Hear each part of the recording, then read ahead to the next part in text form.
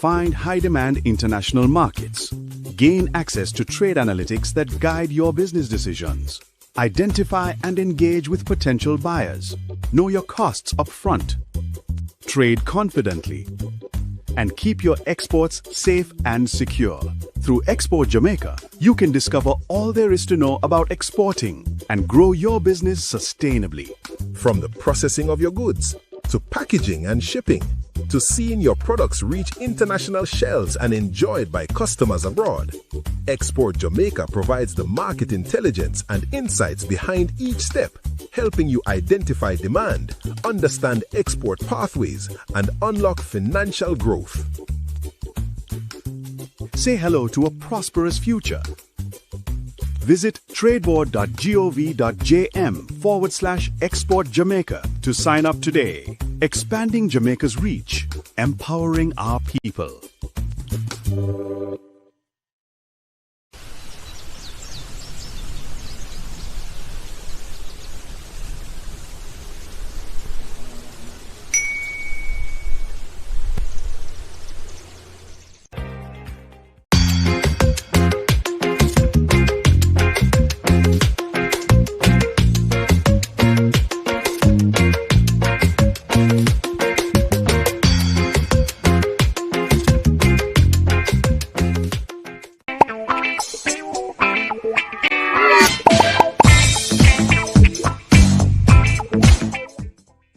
For $4 trillion. Now over to the proceedings. Peace begins with us. Every act of kindness, every step towards understanding brings us closer to a brighter tomorrow. Let's choose unity, compassion, and hope.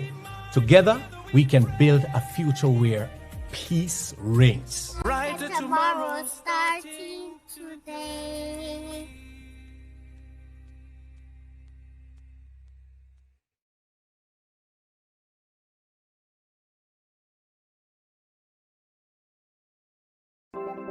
Jamaica, I can help you protect our citizens. Jamaica Eye will play a part in increasing your public safety.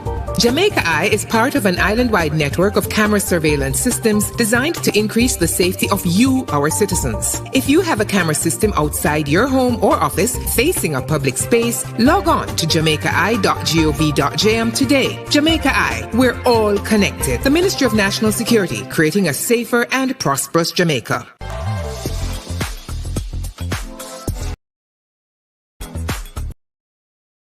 Jamaica is on the move with smarter and cleaner transportation. The government is enhancing the JUTC fleet with 100 new CNG buses with 10 specially outfitted for the disabled.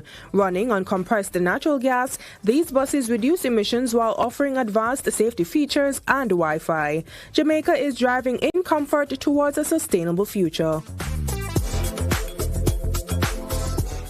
Zoom in on the nutrition facts. It there in the table on the side of the back. If you check out the servings, just do the maths. Not taking too much, figure below the facts. Zoom in on the nutrition facts. It there in the table on the side of the back. Take note of the sodium, the sugars and the fats. 5% and less in the on the right track. You for zoom in on the nutrition facts. It there in the table on the side of the back. Vitamins, minerals and vitamin 2, 20% and more that good for you. You for zoom nutrition facts. You feel zoom in. Check the nutrition facts. You feel zoom in. Check the nutrition facts. Less sugar, less salt intake and less fat. You feel zoom in. A message from the Ministry of Health and Wellness, Jamaica Moves, the Heart Foundation of Jamaica, the National Health Fund, and Japan. Join your big sister Raquel as she reintroduces the cast of Vibrations and their educational adventures to the screen. See Ronson and the gang experience the world firsthand through interviews and interactions.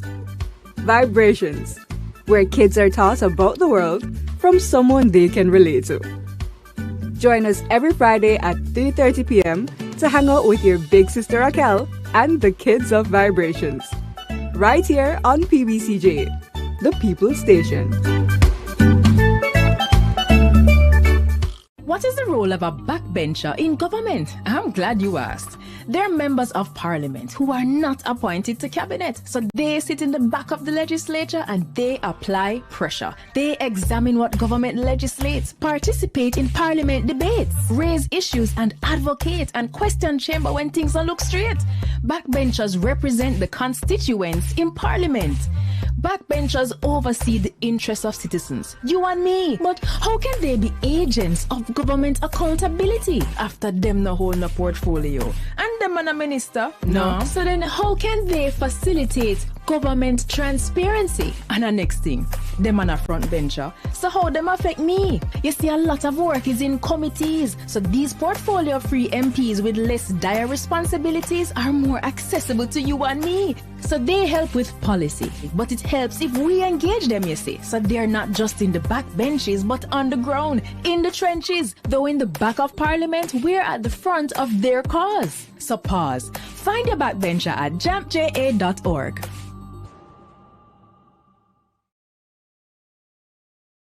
A new story is being written for all Jamaicans. The Ministry of Economic Growth and Job Creation is on a mission to transform lives. From increasing access to potable water, to providing secure homes for the most vulnerable, and helping you own a piece of the rock, we're revitalizing communities and preserving our environment. We're making an impact. See the difference. Feel the difference. Building a better Jamaica for you and me. You can feel it. Make JC. Me? I go show them my way of justice. I'm abused. I need legal advice. I don't deserve this. The truth of the matter is, justice there for all of we. The Ministry of Justice has trained more than 5,600 persons in restorative justice practices. More than 200,000 victims have been supported by the victim services. Legal aid has reached thousands island-wide. Make we talk it out, not fight it out. Call 888 Justice today. Wonder who that somebody be? No, sir. Let me look for my glasses. Oh, how does somebody look like right, sir? It's Lottie, walk on. Me glad for see you, right? Although things never go on for you, America, me glad to see you there. Yeah. Lift your head high. Yeah. Stay out of trouble. Yeah. And you can have a fresh start back home. All right, Miss Betty. Thanks, you hear? Let's all work together for a fresh start back home. The following is brought to you by the Office of the Prime Minister. Hi everyone, here are 5 benefits of being a beneficiary of the Students' Loan Bureau. 1. Benefit from our 99% approval rate. 2. Benefit from our low interest rate, so less burden when you need to repay. 3. Benefit from the fact that we require no collateral when applying. 4. We're giving you more time to focus on your studies while we focus on the financing. No need to worry about repaying while in school. Number 5. Receive a 14 months grace period after your graduation date before you enter repayment. Don't forget to follow us on all SLB platforms for more SLB info. So who keeps our taxpayer money in check? Well, the PAC and PAAC help watch over the country's budget. And one might sound like it just have an extra A, but they're way different. Here's how. The PAAC and PAC are 2 committees that watch the money. The Public Accounts Committee reviews government projects after them close. They do a post-audit check to see what problems arose with the costs and call officials to explain decisions that cause budget mismanagement. And then they recommend corrective action. So the problem will happen from when, not happen again. But what about the money we are spending right now? The PAAC. That's how Public Administration and Appropriations Committee pretty much means your money will protect as it happen, we check. While projects go on, things are fair accurate. As government spend the nation's budget, PAAC reviews it. They examine proposals and summon officials to find problems before them don't use it. So the PAC and PAAC are 2 parliamentary committees that watch over the country's wallet to protect the budget and keep it in check. And you can get involved. Just visit jampja.org.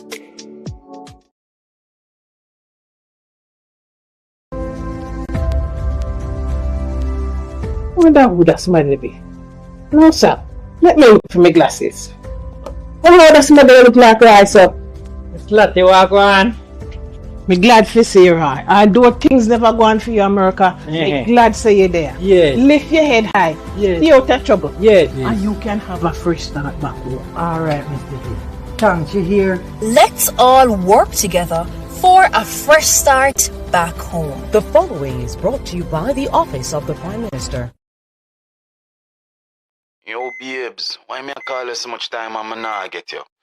Sorry me lick you again yesterday. Yo, me know me mess up, but I can't wear them something there road and I expect me to react. I know I'm jealous and fool and easy to lose my temper, but call me back here. Still not get tired. Hey, girl, think me have to call your phone? You know who you deal with? You think I want to lick me again next time? Eh? It doesn't have to be this way. You can leave an abusive relationship. Just call 876-553-0372. We will help you.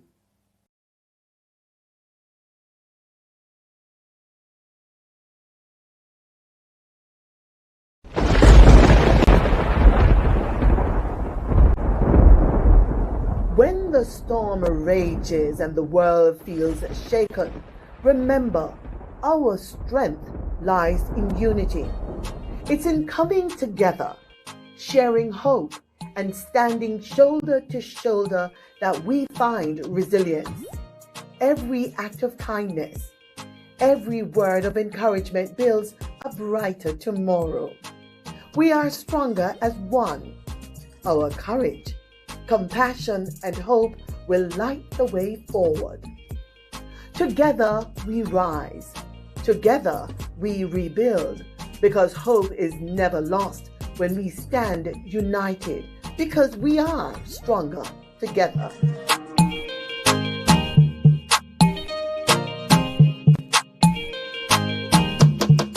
Peace begins with us.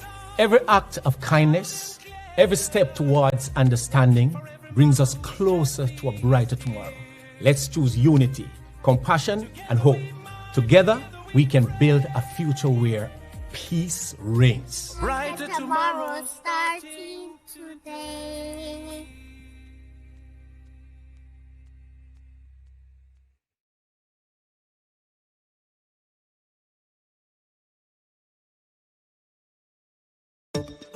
Each year, the Jamaican Parliament approves billions in tax dollars to buy goods and services for Jamaicans. Awarding contracts to private companies to provide public goods and services is called public procurement, and it is a major hotspot for corruption. Can citizens spot the red flags in public procurement and help the government protect our taxes? Yes, they can. And here are 6 to watch for. Direct contracting. When contracts are frequently awarded to one supplier without other companies competing to offer a better price and quality, we usually end up paying more and getting less. Contract splintering. Big projects need big money and higher level approvals. But if the contract is cut up into smaller ones, it won't need external approval from offices like the Public Procurement Commission or Cabinet. This makes it easier for contracts to avoid additional scrutiny. Timing of advertisements. Contracts advertised during distracting periods like the holidays can result in less competition and a really strong advantage for the favored company. Like Christmas time, work slows down and companies are less attentive to business opportunities. Emergency contracting. Claiming emergencies allows officials to legally bypass normal procurement rules, making it easier to award contracts to favored companies. Contract timing. Contracts awarded just before or after election can be payback for campaign support and not based on what Jamaicans really need. Collusion. And what if penalties are not enforced when work is poorly done? This could be a contractor and public official working together for private benefit. And if it is, this is collusion. These flags do not prove corruption, but they trigger questions that citizens must ask. So mind your business, Jamaica. Visit the JAMP Procurement Tracker to monitor government contracts. If you spot these flags, use our ATI tool to ask questions and demand accountability. Hey, I'm Abijah, the Roots Man. Today, I want to talk to you about something powerful. Peace. Peace isn't just the absence of conflict. It's about kindness, understanding, and respect. It starts with us. Every choice we make can build bridges or burn them. Let's choose peace in our words, our action, and our hearts. Peace begins with you. Together, we can create a brighter and safer future for everyone. Join me. Let's be that change we want to see.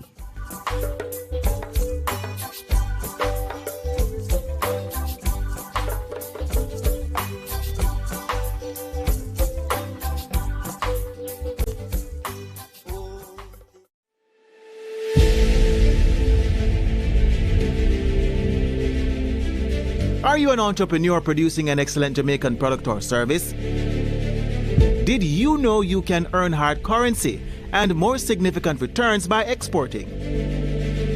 Contact the Ministry of Industry, Investment and Commerce to help propel your business along the export lane.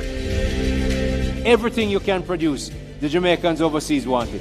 We're not going to get rich by just bringing down the debt. We're going to get rich by exporting a lot more. So grow exports, create job opportunities, drive economic growth through exports to make Jamaica a richer and much more prosperous country.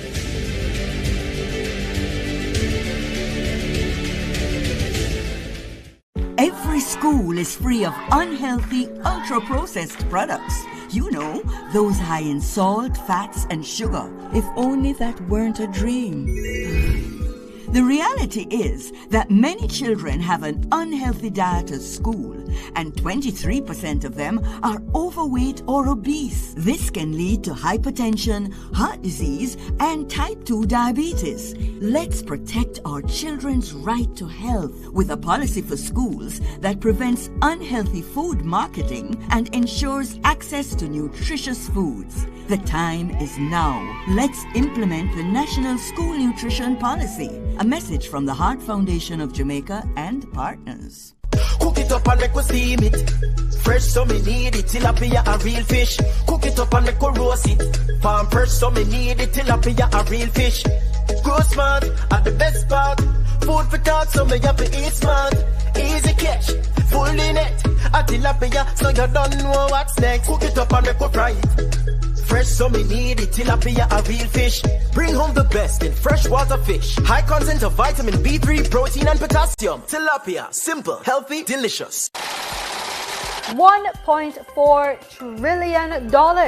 That's how much the government plans to spend this fiscal year. Watch PBCJ's live coverage of the budget debate, March 10 to March 24, as the government outlines financial plans for the upcoming fiscal year, detailing funding for health, education, national security, social security, food security, and infrastructure. The budget debate. They serve as a performance assessment of the previous year and a public declaration of our leaders' intended priorities. Watch the budget debate on our television station. Join the discussion on social media, live on the People's Station, PBCJ.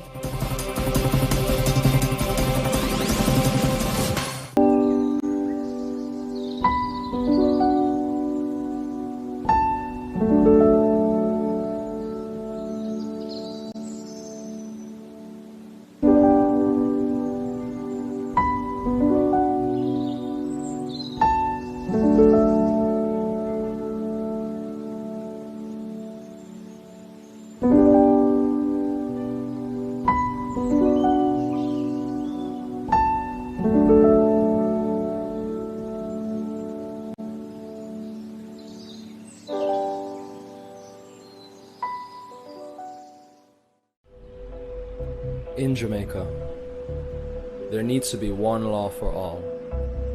Every member of this society, regardless of profession, finances, or the area you live in. I have some bad news. The company didn't get the contract? The money they paid us for it has gotten out. Are you serious? I'm afraid so. And I understand that there are going to be corruption charges. Minister, Please come with us, sir. Breaking news. A senior politician and senior civil servant have been charged for corruption. Thank God not all of them stay, sir. Build integrity. One law for all. A message from NIA. Join the People's Station for the 4-part docuseries Building a Better Public Sector. Premiering Sunday, March 8 at 1 p.m. with a rebroadcast on Mondays at 9 p.m. Presented by the Transformation Implementation Unit. We want a peace for Jamaica. Yeah, yeah. We have to be our brother's keeper. Yeah, yeah, yeah. Jamaica live good, yeah. I make we enjoy life. Want we feel safe at night. Jamaica live good. I better you and I. No say we future bright. Jamaica live good. Come together as one. I make the violence the world. A new story is being written for all Jamaicans. The Ministry of Economic Growth and Job Creation is on a mission to transform lives. From increasing access to potable water, providing secure homes for the most vulnerable, and helping you own a piece of the rock, we're revitalizing communities and preserving our environment. We're making an impact. See the difference. Feel the difference. Building a better Jamaica for you and me. You can feel it. Make JC. Motorists, as Minister of Justice, I appeal to you. Obey the road code. Pay your ticket on time. And only...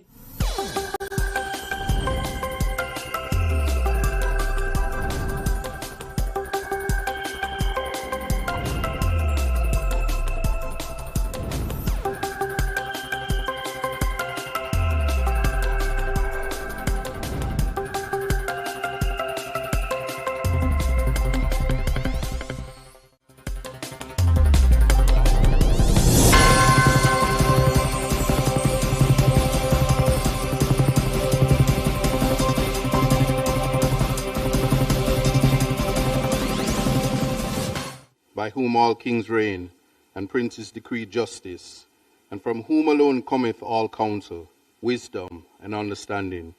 We, thine unworthy servants, here gathered together in thy name, do most humbly beseech thee to send down thy heavenly wisdom from above, to direct and guide us in all our consultations.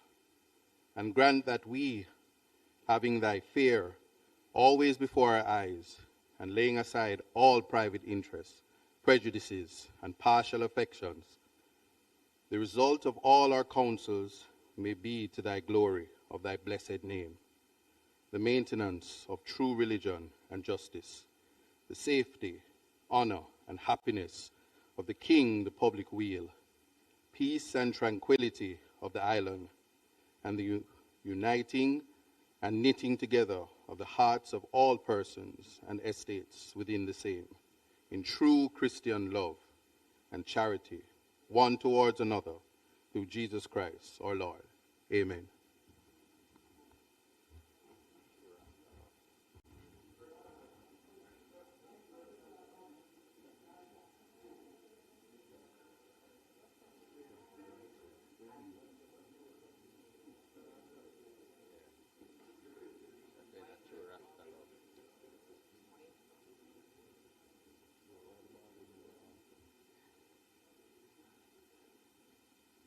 You may be seated.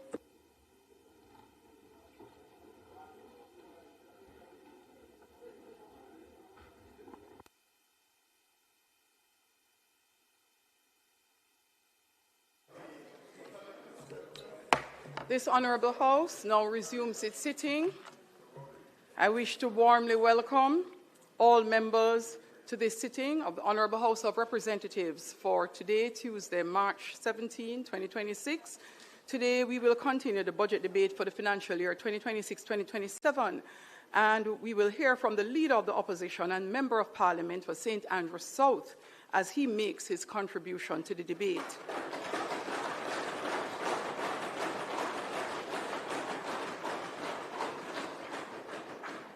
It is always expected that members will maintain the standards of this Honourable House, and those seated in the gallery as well. Members, in respect of the standing orders as well as practice and procedures previously established, I would like to extend a special welcome to Mrs. Sandra Golding and members of the Golding family.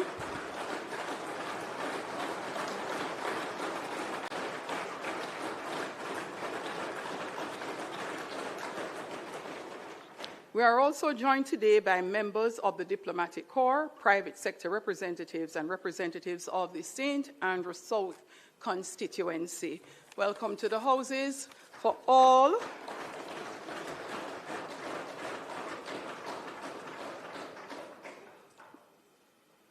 For all those who are here with us in the gallery and those who are joining us online or via various media broadcasts, PBCJ Live continues to stream, and I am sure all will be listening in today.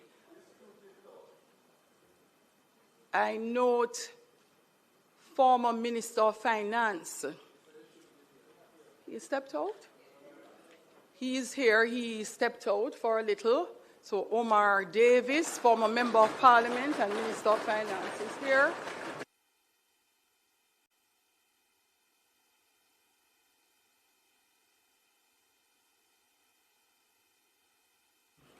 I don't know. I think that former Member of Parliament, Morris Guy, just loves to come here to see me.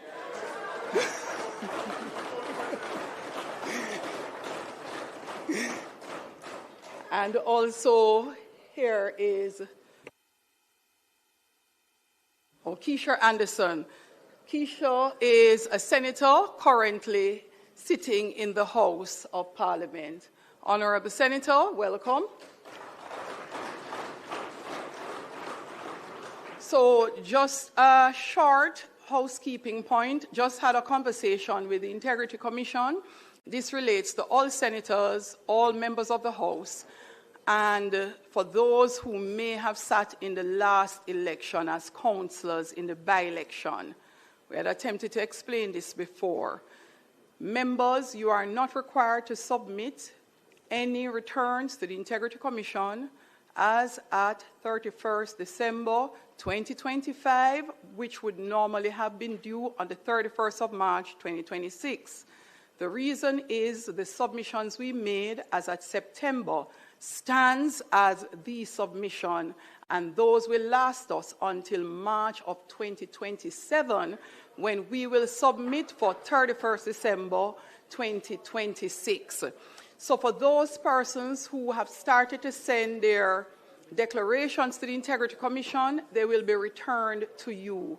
And for those who have not yet done so, please do not. I will ask the clerk to send a note out, as well as a reminder to members of the House and the Senate.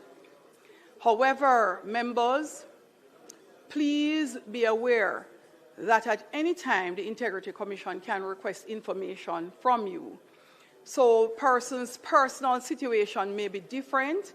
You may be involved in companies where the information may not have been available as at September, but is available for December, and therefore you would need to give those updates when they come to your attention.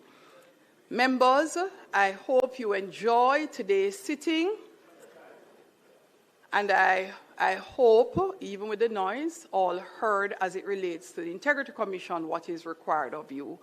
Clerk, call of the roll. Mr. Clark, Mr. Green, Dr. Holness, Dr. Chang, Mrs. Williams, Mr. Bartlett, Ms. Grange, Dr. Tufton, Mr. Mackenzie, Mr. Montague, Mr. Vaz, Mr. Chuck, Mr. Charles Jr., Mr. Morgan, Ambassador Marks, Mr. Samuda, Dr. Wheatley, Mrs. Cuthbert Flynn, Mr. Terrelong, Mr. Witter, Mrs. Dalrymple Filbert, Ms. Morrison, Ms. Lee, Mr. Donovan Williams, Mr. Main, Ms. Crawford, Mr. Delroy Williams, Ms. Hamilton, Mr. Sieveright, Mr. Azan, Mr. Brown, Dr. Brown-Burke, Mr. Buchanan, Mr. Bunting, Ms. Burchell, Dr. Campbell, Mr. Cousins, Mr. Crawford, Ms. Daly, Dr. Dawes, Mr. Golding, Mr. Gordon, Mr. Hales, Mr. Hines, Mr. Jackson, Ms. Jess, Mrs. Malahoo Fort, Mrs. Miller Bennett, Mr. Morris, Mrs. Nita Garvey, Mr. Newell, Mr. Paulwell, Mr. Phillips, Ms. Perkis, Mr. Robertson, Mr. Robinson, Dr. Russell, Ms. Shaw, Mr. Smith, Mr. Dwayne Vaz, and Mr. Warmington. Thank you, Madam Speaker. Thank you, Clerk. House Leader.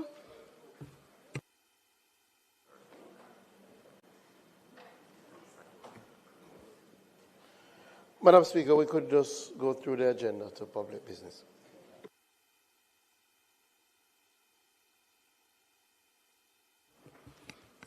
Statement by ministers, announcements, bills brought from the Senate, petitions, papers, reports from committees, notices of motions given orally, questions and answers to questions, motions that may be made at the commencement of public business requiring notice, motions relating to the sitting of the House, motions for leave to introduce bills, presentation of bills without leave of the House first obtained, public business. House Leader.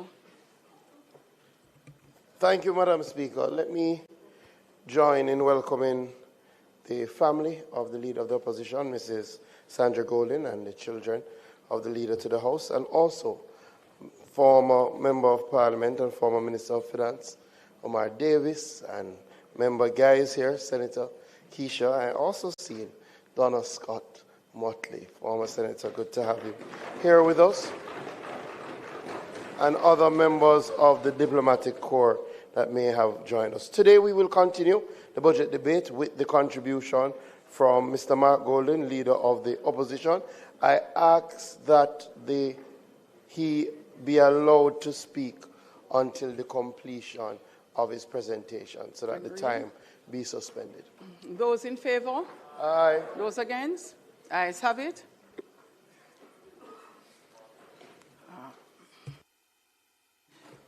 Let's make welcome to his feet, Leader of the Opposition and Member of Parliament for St. Andrew South,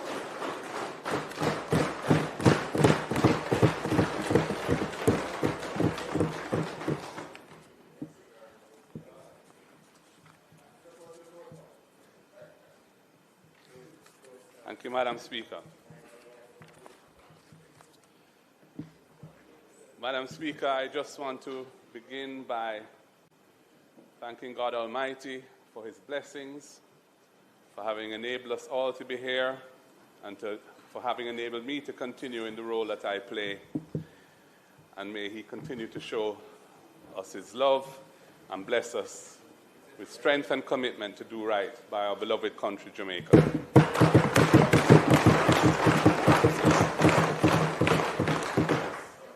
I want to also thank my dear wife, Sandra, who is here, for being here.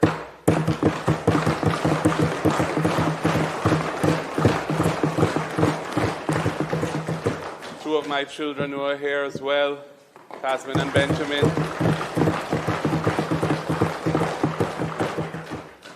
And I want to thank the former parliamentarians who've come today, especially, well, all of them, but a special word for Dr. Omar Davis. It is very wonderful to see you, sir.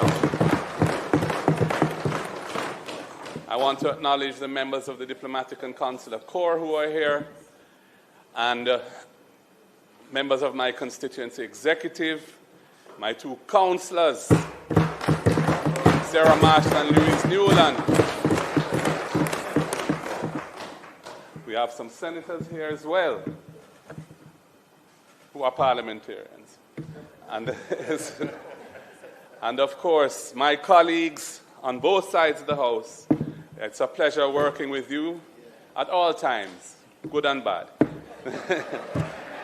And I particularly want to thank those on this side who have continued to provide me with their full support and enable me to do the work that I do as effectively as I can.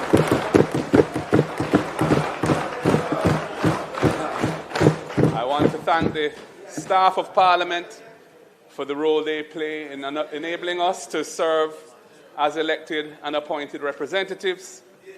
And I know that their situation is not always easy, but we appreciate very much the effort that they put in to enable us to do what we do in this House and in this chamber. So I thank them again.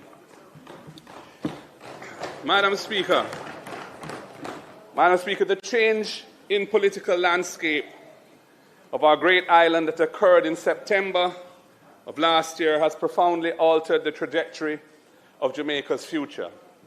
The result ensured that this budget speech, which is my fifth as party president and leader of the opposition, is delivered from a platform of strength, momentum, and national validation.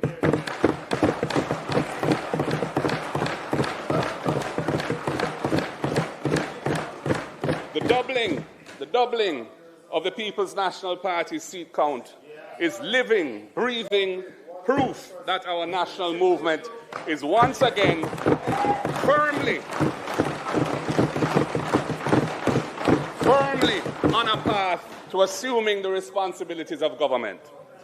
The work put in since 2020 has borne bountiful fruit and reset deep roots in all corners of Jamaica. It is now surely a matter of when, not if.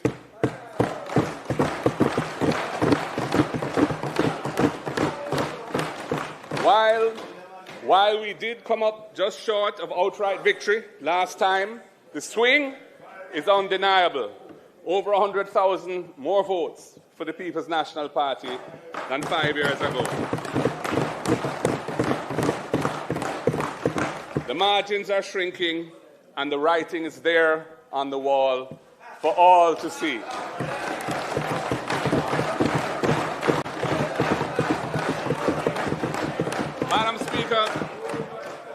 Madam Speaker, the 2025 general election ushered in a new generation of parliamentarians, along with several who had suffered temporary setbacks in the COVID election of 2020.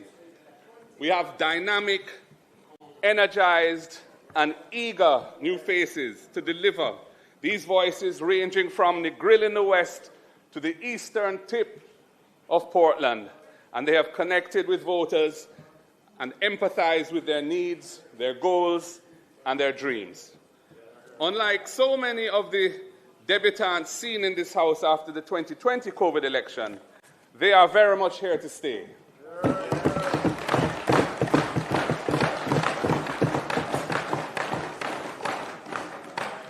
And it is my great honor to serve alongside them, and I look forward to doing so for many years to come.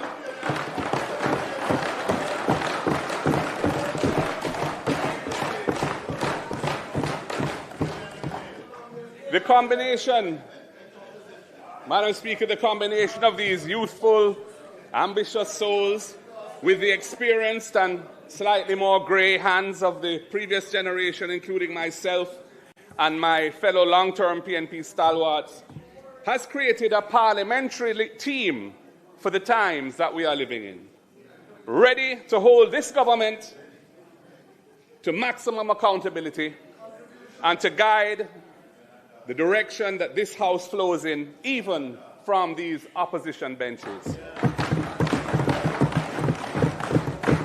I want to make special mention of the late Dr. Linvale Bloomfield from Eastern Portland, and the late Dr. Winston Green from Southeast St. Mary, both of whom passed away while serving in this House during a previous term. Dr. Bloomfield having been murdered and no one having been brought to justice for his murder to date. The by-elections that occurred after their untimely passings resulted in Green victories.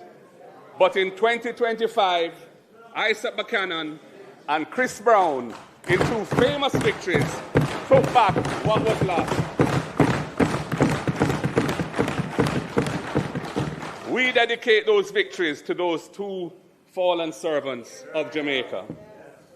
Madam Speaker, the events that took place in September 2025 can be analysed from two competing perspectives.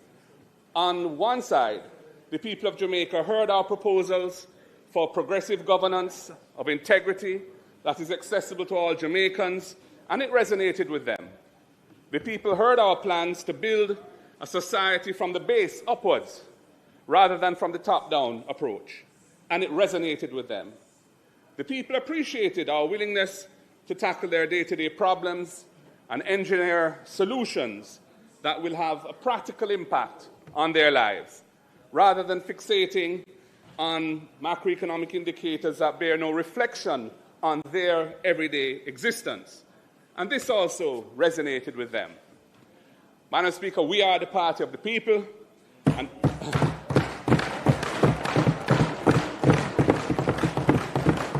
the people saw our eyes firmly locked on the future. They saw the government looking out for themselves and their interests, and contrasted that with the solution-oriented approach from the party of the rising sun.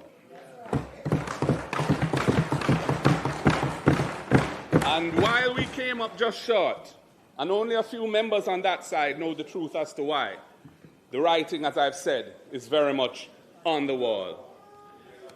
Madam Speaker, gone are the days of intensely partisan, quasi-authoritarian governance that held sway when the opposition only held 14 seats.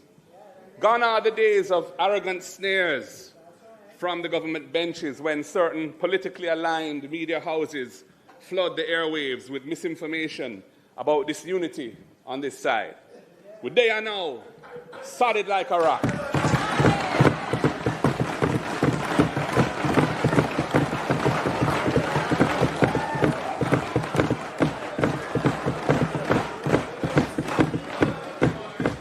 The writing is very much on the wall.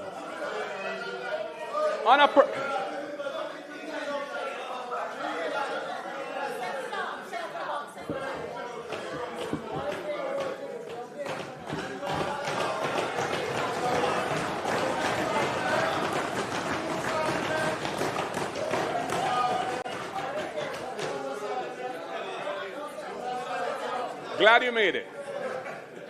On a personal note, Madam Speaker, the last 5 years have been some of the most invigorating and fulfilling of my 60 years on this earth. It has been a great honor to fight for the rights and defend the interests of each and every Jamaican from each and every background, including, as I've said, the additional 100,000 voters who came on board with us last September. We will not let you down.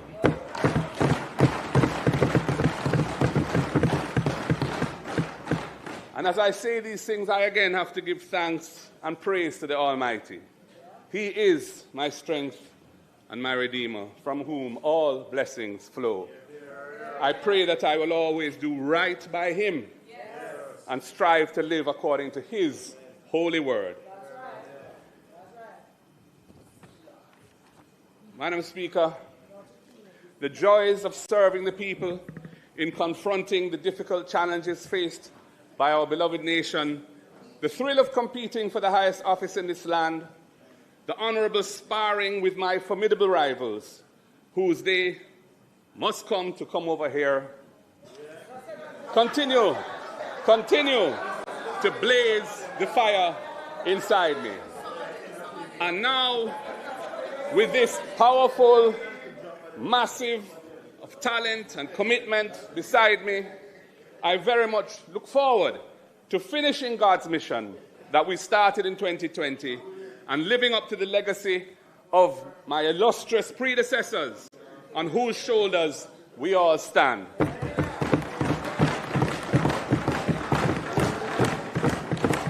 And we will do this by bringing a new era of innovative, strategic, caring, and honorable governance to this great nation.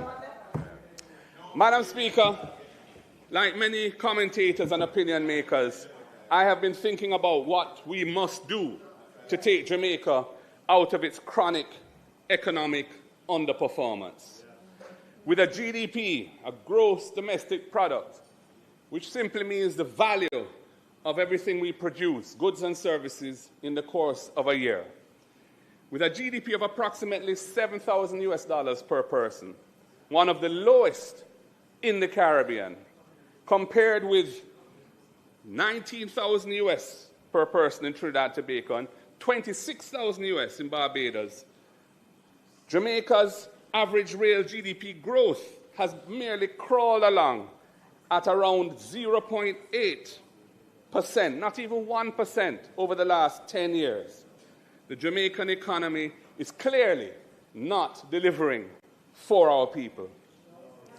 Economic underperformance narrows fiscal space, so that despite the relative low debt-to-GDP ratio in the range, somewhere in the 60s now, 60% range, that Jamaica has achieved with immense sacrifice of our people over the past 14 years, we are still only able to deliver budgets with central government capital expenditure of 2 to 3% of GDP, a substantial portion of which, sometimes over a third, remaining unspent at the end of successive fiscal years due to various inefficiencies.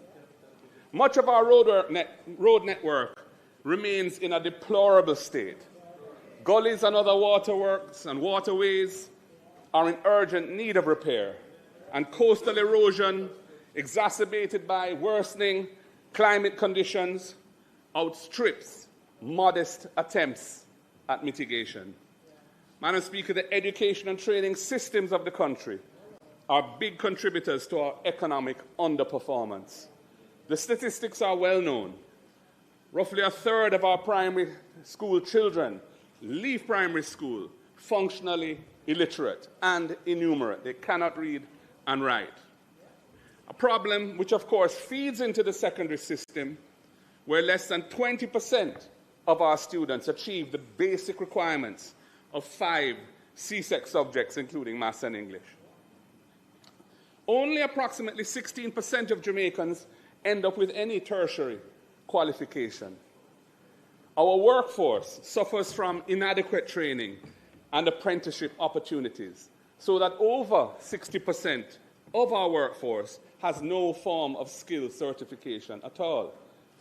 HEART has been so badly mismanaged, despite its bespoke source of income from mandatory employer contributions. It made an accumulated operating deficit, an operating loss of $5.5 billion over the past 2 fiscal years. Remarkable and shameful. Foreign direct investment has fallen to a third of where it was in 2015 when we were there. Investors will not invest capital which will fail to generate competitive returns because the conditions for production are suboptimal and inefficient. The conditions in the health sector are so awful that they are negatively contributing to our economic prospects. Many Jamaicans overseas who would otherwise wish to return home to build Jamaica and who have the means to make a substantial contribution to nation building are unwilling to do so because of the repeated horror stories about the conditions and standards of care in our public health institutions. It is an issue which we cannot run from. Patients routinely have to sleep in corridors, in wheelchairs, on benches, or other makeshift arrangements because there are no available beds for them to be admitted. Free health care remains a fallacy. because diagnostic tests, many medications, surgical implants, etc., are available only at a cost that is out of reach of most Jamaicans. Our doctors and nurses in the public health system are stretched so thin that it adversely affects their morale and patient care. Madam Speaker, Jamaica continues to fall behind as we wallow in our low-tech, low-wage, and low-growth economy. Two of the industries that employ most of our people, global services and tourism, global services being what many call BPO, are vulnerable to existential threats to their viability like artificial intelligence and climate and geopolitical shocks that periodically cause major downturns. We need a more balanced economy, Madam Speaker. Our economic underperformance contributes to the high levels of migration, one of the highest rates of brain drain, the migration of our trained professionals in the world, the hollowing out of the middle class in this country, many of whom live from paycheck to paycheck like the working poor, despite their tertiary degrees and other qualifications, and the high levels of school absenteeism, teenage pregnancy, gender-based violence, and other social ills. So, having solved the chronic debt problem that we inherited in 2012 and that we put in the heavy lifting to turn around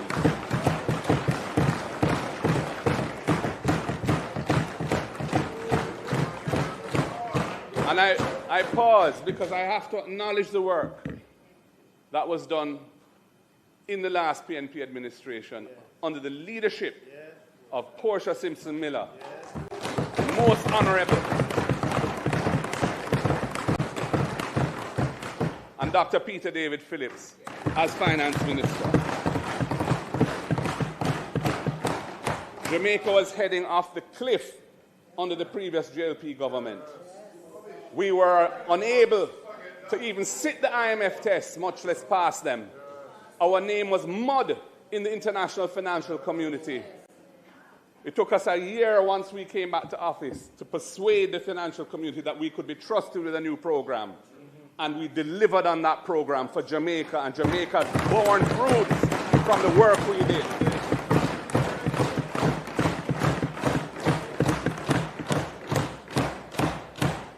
But despite Jamaica having solved the public debt problem, and I say solved it in the sense that it's still high, but we know how to manage it, and we know what it takes to manage it. And we have been successfully managing it for 14 years, consecutively. And with the murder rate falling significantly over the past 2 years, nevertheless, Jamaica remains disappointed that there are no signs of a strategic plan to deliver a strong, rapidly growing economy that creates abundant, good opportunities for our people here at home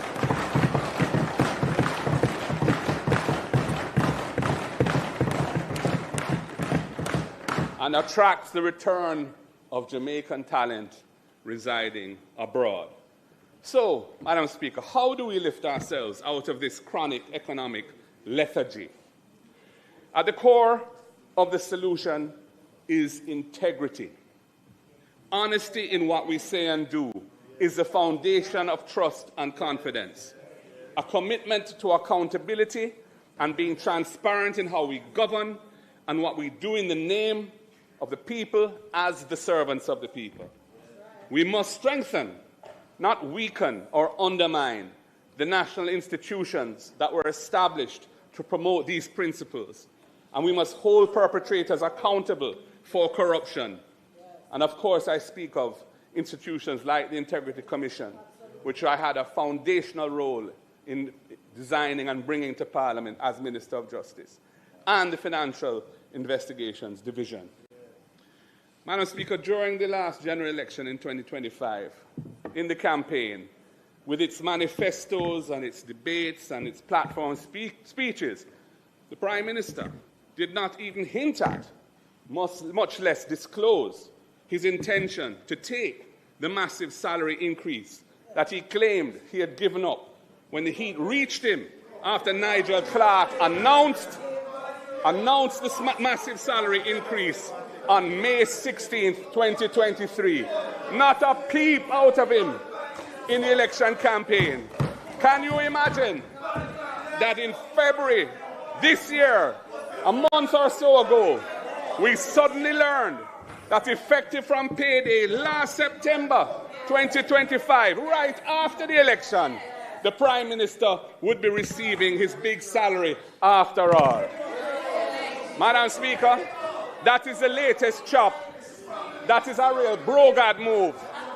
It was a shameful deception, not worthy of the high office that you hold. Not worthy.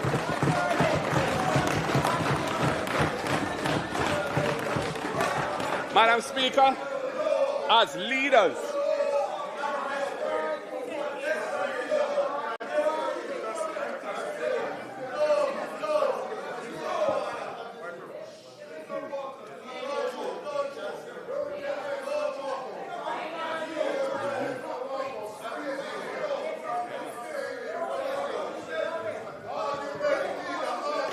yeah, man. Madam Speaker, as leaders, we must hold ourselves to a high standard.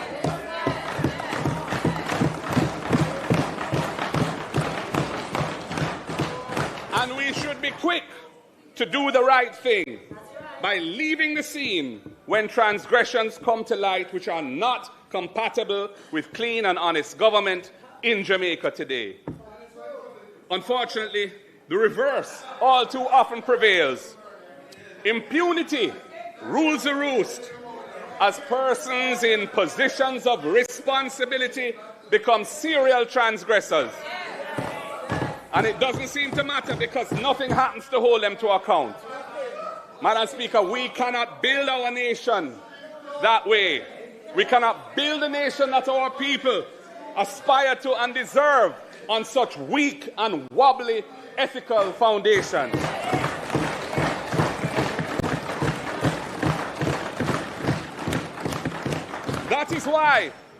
That is why we on this side have signed the Leadership Code of Conduct produced by the Integrity Commission.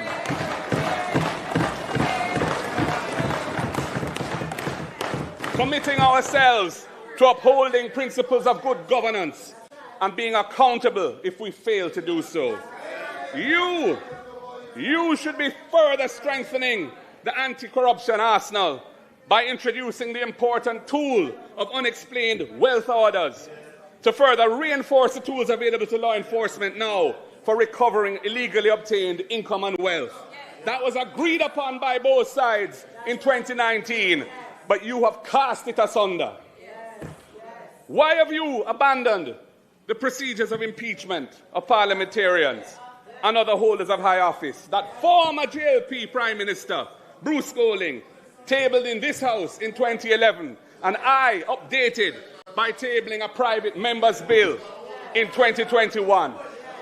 Why are you not pursuing procedures for the recall of non-performing elected representatives to ensure that there are consequences when conduct and performance fall below what is acceptable in a free and democratic society based on the rule of law? Why?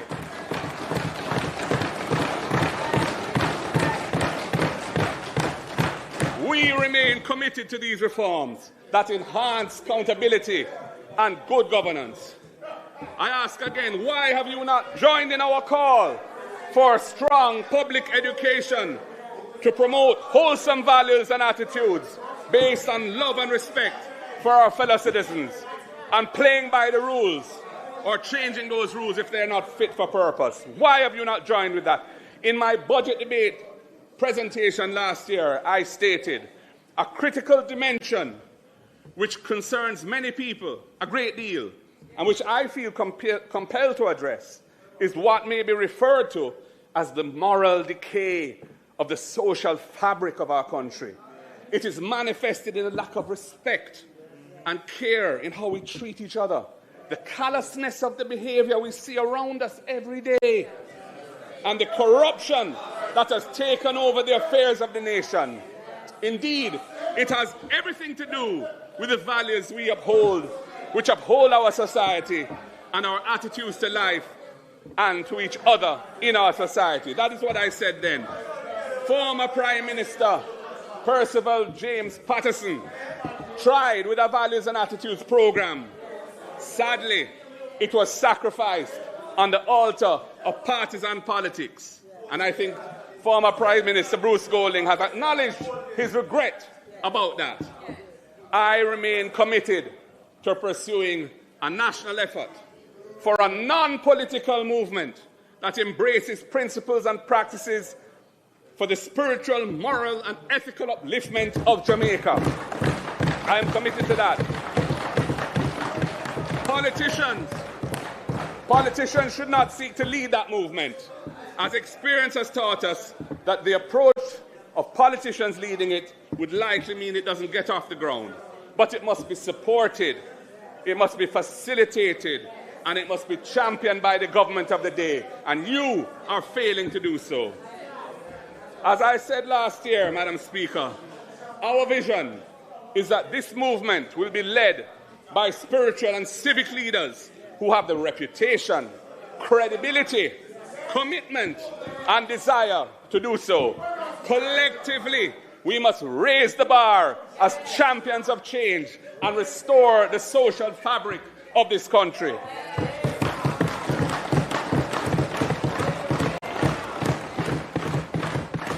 If we can do that, it will make it so much easier to overcome our challenges and achieve our economic and social goals. Integrity, Madam Speaker, is at the center of progress, and it is at the center of national development, and it must be at the center of inclusive and sustainable economic growth. Madam Speaker, the bureaucracy of the country must shift to a pro-growth philosophy and practice. The procurement system urgently needs to be reformed so that it does not unduly delay the execution of projects and programs. Madam Speaker, the government has been delinquent in doing this. As it stands today, the bureaucracy always errs on the side of cautious control. I'm going to repeat that because it's an important point. As it stands today, the bureaucracy of Jamaica always errs on the side of cautious control when our chronic low-growth situation requires bold steps forward. And I'm glad to see the Prime Minister applauding that point. The current arrangements are a big impediment to national development. Capital investment, especially in infrastructure, is a key input for stronger economic performance. But year after year, as I've said, the capital budget is pared back because of a failure to execute capital expenditures on a timely basis. In the current fiscal year, 25-26, now ending, for example, the original budget was for $62.6 billion of capital expenditure, but that has been revised down in supplementary estimates to $55.4 billion. And in the prior fiscal year, 24-25, the original budget was for $80 billion of capital expenditure, and that ended up being $62 billion. In the fiscal policy paper, slower than anticipated project execution is given as the main cause of this underperformance. Slower than anticipated project execution. We are not sufficiently focused on tackling these inefficiencies. The sloth is reflected in our legislative process, Madam Speaker. Laws of strategic importance that require urgent amendment or passage remain on the books for years without the problem being addressed. And there are many examples of this, and I'm going to mention 5.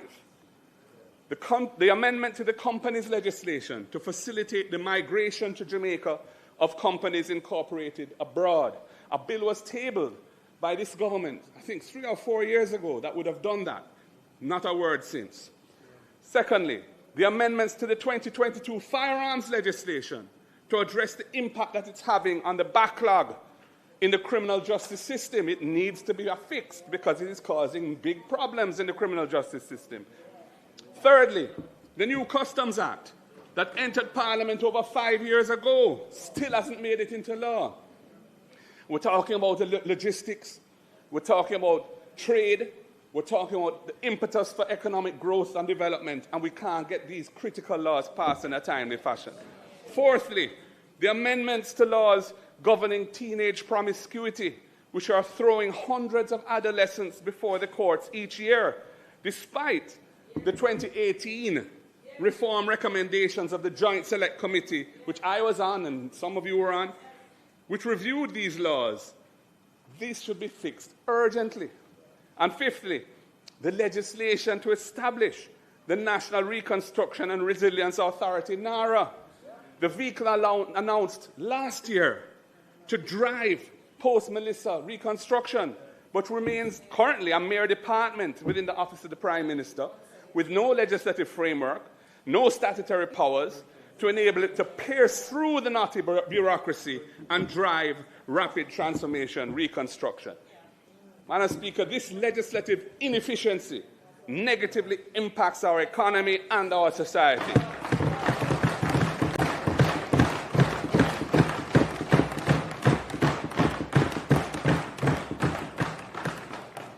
As regards the first of those examples, in its preliminary review of the budget for 26-27, PricewaterhouseCoopers, the international accounting firm, audit firm, commented on the need for initiatives to encourage taxpayers to bring business activities and investments home to Jamaica.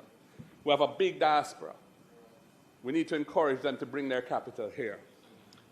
PwC said, where designed and implemented properly, this could bring in fresh economic activity that is currently taking place outside Jamaica, which in turn could bring in additional tax revenues after such activities or investments migrate to Jamaica.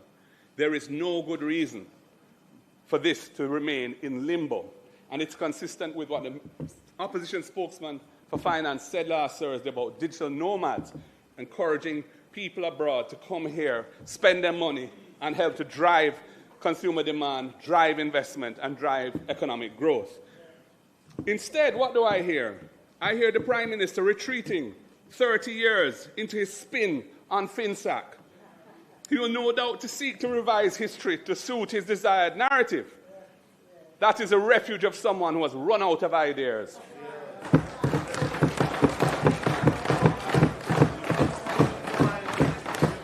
And Madam Speaker, he should have delivered the report that his government wasted over $150 million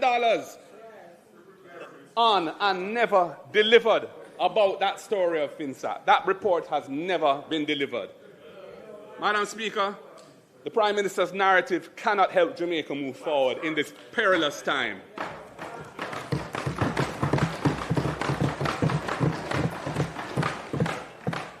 Madam Speaker, while the country's fiscal reforms have achieved debt stabilization is not the same thing as economic optimization. As the government's track record shows, debt stabilization can coexist with economic stagnation. The government's February 2026 fiscal policy paper projects that the economy will suffer a severe contraction, negative growth. In their paper, they said 4.5% of GDP. I hear the finance minister saying it won't be as bad as that based on what the PIOG has said recently, but it's still going to be severely negative for the current fiscal year, resulting from the catastrophic impact and ongoing effects of Hurricane Melissa. Unlike the economic contraction brought by the COVID pandemic, the current downturn is caused by real damage to the productive capacity of the country, especially in Western Jamaica. Assets that were damaged or destroyed include homes, business places, hotels, hospitals, schools, farming equipment and farms, etc., electricity transmission and distribution networks, water supply facilities, and other infrastructure. Madam Speaker, I have read that 215,000 buildings sustained damage of varying severity, including approximately 190,000 homes, of which 24,000, they say, were completely destroyed. The World Bank's estimate, based on intense aerial surveys after Melissa, is that the physical damage to the assets of this country, publicly and privately owned, was US $8.8 billion. That's about 1.36 trillion Jamaican dollars, approximately 40% of Jamaica's GDP, current GDP. The Planning Institute of Jamaica, PIOJ, has more recently indicated that when economic losses and various additional costs are included, the total loss to Jamaica from Melissa is US $12.2 billion, which is 1.98, nearly 2 trillion Jamaican dollars, or approximately 56% of GDP, 56%.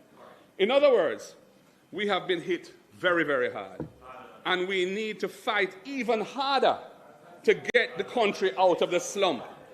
Early investment in recovery is needed to turn the negative cycle occasioned by Melissa's destruction into positive economic growth. Early investment. Some of us may be familiar with the proverb, early money is like yeast. And that proverb encapsulates the truism that early investment is needed to turn this situation around. The time to aggressively pursue recovery from the Melissa disaster and to set the platform for higher levels of sustainable growth is while the fiscal rules are suspended.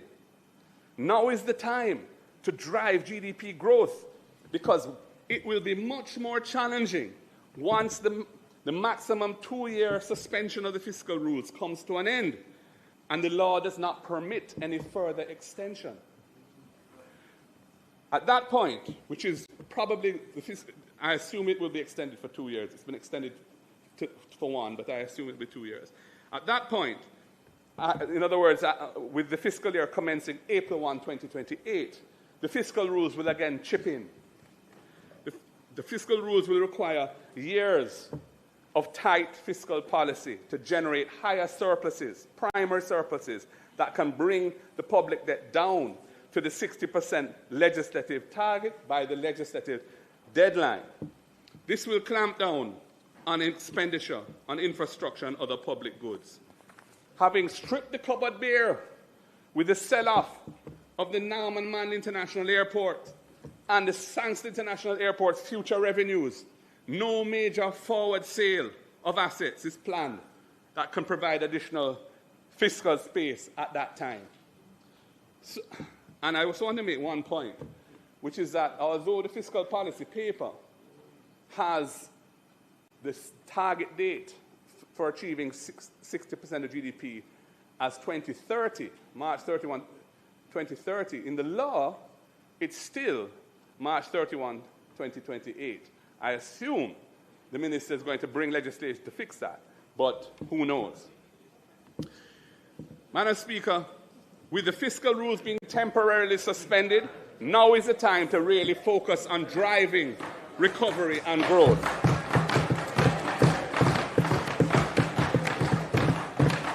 However, that is not the strategy that the government is pursuing. The government's housing repair program, roofs, of $10 billion Jamaican for the current fiscal year, 25-26, is less than 1/3 of 1% of GDP. Less than 1/3 of 1% of GDP. The PIOJ says the damage to Jamaica is 56% of GDP. A $500,000 grant, Jamaican, to households rendered homeless by the storm, it is welcome, but it's also clearly inadequate to rebuild homes. The same is true for the households that suffered major damage and are receiving $200,000 grants towards their repairs, and the $75,000 grants for those who suffered relatively minor damage. All of that money is welcome, no doubt, and we're glad for those who are getting it. But clearly it is insufficient to repair the major damage to the housing stock in Western Jamaica in particular. These grants are limited to those households that have been assessed by the Ministry of Labour and Social Security, and the numbers suggest that it will not cover 100% of those who suffered total loss or major damage. Many have not been assessed.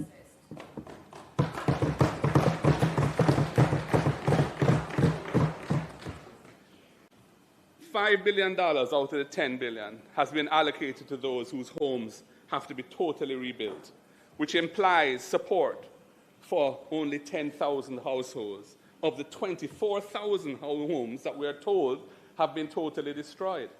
I'll say it again. Half of the $10 billion is for those who have suffered major damage or total loss. Sorry, half of it, $5 billion is for those who have suffered total loss. That can only support 10,000 households being rebuilt. We are told that 24,000 households were totally destroyed. Clearly, not even half. Similarly, with $4 billion allocated to those needing major repairs and $1 billion allocated to those needing less extensive repairs, this implies support for only 33,333 households out of 166,000 households who are estimated to have suffered damage needing repairs across both of those two categories. Madam Speaker, the upshot is that there is a real need for much more extensive investment in restoring decent, habitable shelter to Jamaicans who suffered housing damage in the hurricane.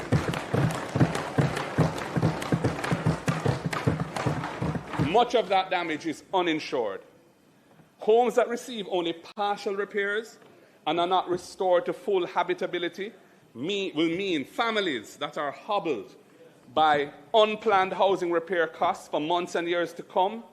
This will only reduce their disposable income to spend on the ordinary needs of life and feed into further economic malaise, the various manifestations of poverty, and worsen the growing problem of mental illness.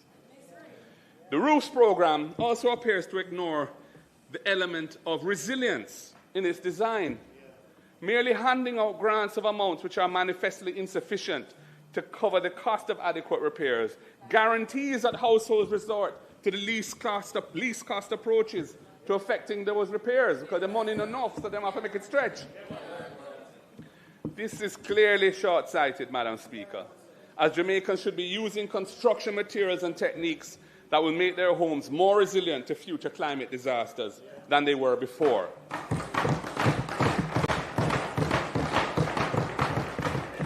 And I ask, where is the guidance and supervision to ensure that basic but effective techniques to ensure greater resilience are followed? I don't see any big public education telling people how to rebuild a roof properly that makes it more resilient in a low-budget way. I don't hear that. Where is the monitoring to ensure the use of bolts rather than nails and straps and other relatively low-cost construction inputs to provide greater resilience to hurricane winds and rain? I don't see it. That was 25-26, Madam Speaker. What are we to expect from the budget for the coming 26-27 fiscal year? Well, despite the massive hit to our economy and the growing despair and anger that many thousands of Jamaicans feel who really need help, the budget for the coming year allocates a contingency of $30 billion Jamaican for capital expenditure on recovery from Hurricane Melissa. 30 billion Jamaican dollars. That is less than 1% of GDP. The country suffered 56% of GDP loss, including 40% of physical asset loss. And the allocation for capital expenditure for Hurricane Melissa recovery in the coming fiscal year is less than 1% of GDP. The budget also brings a tax package of $18 billion at a time when the economy is reeling from Melissa and the war in the Middle East is threatening to drive up the cost of living. This is not a budget to drive economic recovery. And, Madam Speaker, when you look at the fiscal policy paper that the government tabled in February last month, it projects negative real GDP growth of 0.5% negative of GDP for the coming fiscal year, 2026-27. And this is not surprising, as the tax package will reduce disposable incomes and further constrain consumer demand. And I have a bit more to say on some of those measures shortly. This aspect of the budget will therefore be pro-cyclical in its effect. What does that mean? It will suppress consumer demand and reinforce the downward spiral of the economy rather than pushing against the downward spiral to turn it into a virtuous circle. It is pro-cyclical instead of counter-cyclical when the cycle is heading in the wrong direction. This could not come at a worse time because the war in the Middle East is driving up oil and gas prices. And it's not just oil and gas prices. It is going to include fertilizers. It's going to include plastics that are used in manufacturing and so many other things, because in that area, the Persian Gulf, natural gas production is being shut down. Oil and gas can't escape.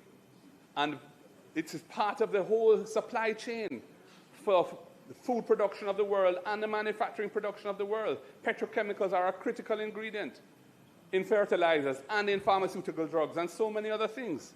So we're really looking at a dread situation. The combination of the post-Melissa hardship, the Middle East war, and the government's tax package is a toxic cocktail. Toxic. It will be bitter medicine to the Jamaican people. And Prime Minister, you need to tell the people when you speak on Thursday what your plans are for protecting the society from the impact of this Middle East war, especially those who are still struggling to get their lives back together after Melissa. That's what the people want to hear from you, not Finsa. If you want to talk about Finsa, bring the report. Bring the report and let us debate Finsa. Bring the report.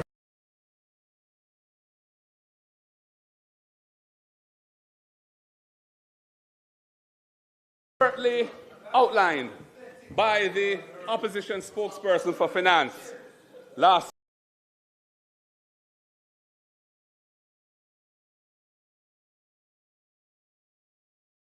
forced into continuing to extract funds from the National Housing Trust. There are other options and a better way forward is possible.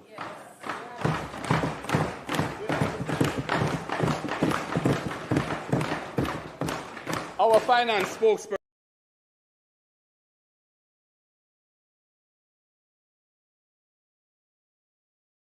rather than unimaginative bookkeeping solutions, the government could have avoided imposing 29.4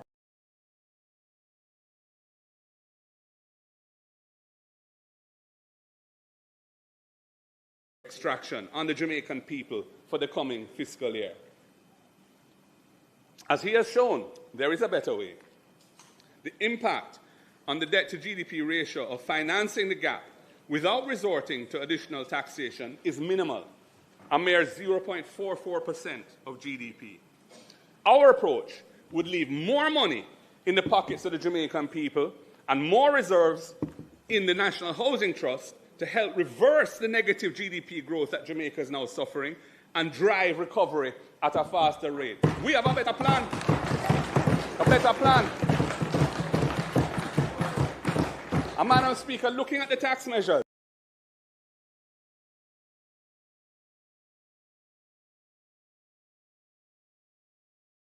sweetened beverages, and will mainly come out of the pockets of low-income households. Similarly, 3.6 billion Jamaican dollars is increasing as an increase in the Environmental Protection Levy, the EPL, which will be borne by consumers again when manufacturers and importers pass on those costs to consumers. Jamaicans are already facing hard times with a cost of living crisis after the Melissa disaster. It's going to be made even worse by this tax package that the government is imposing on the people.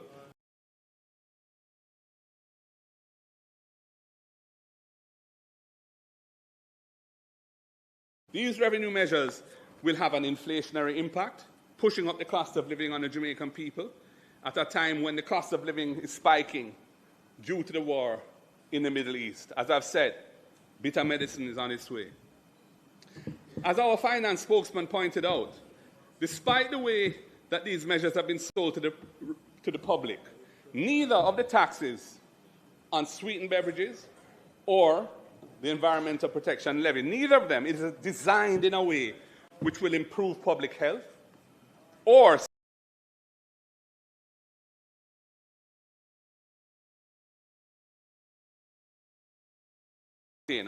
not on the amount of sugar in the liquid.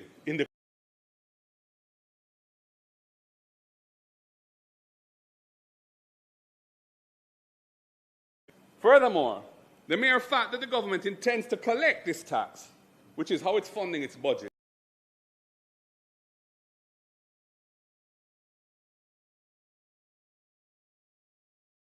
and they're not seeking to reduce consumption. And I wanted to show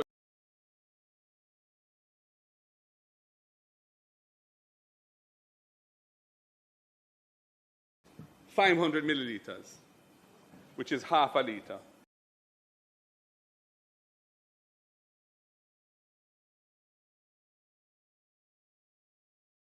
Make 1 liter and cost $200.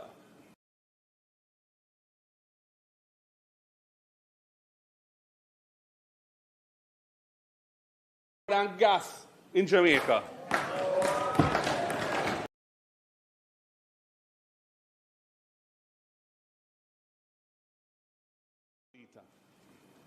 And cost $200.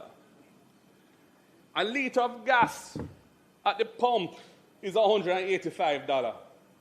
Water costs more than gas in Jamaica.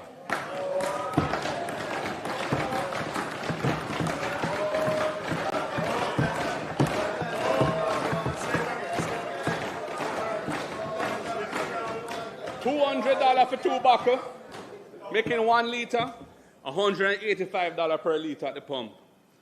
Water costs more than gas in Jamaica. If we really want to encourage healthy consumption, then remove the GCT from water.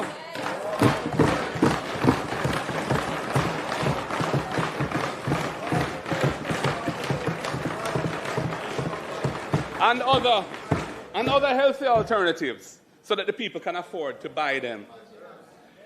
The Environmental Protection Levy, the EPL, has nothing to do with environmental protection.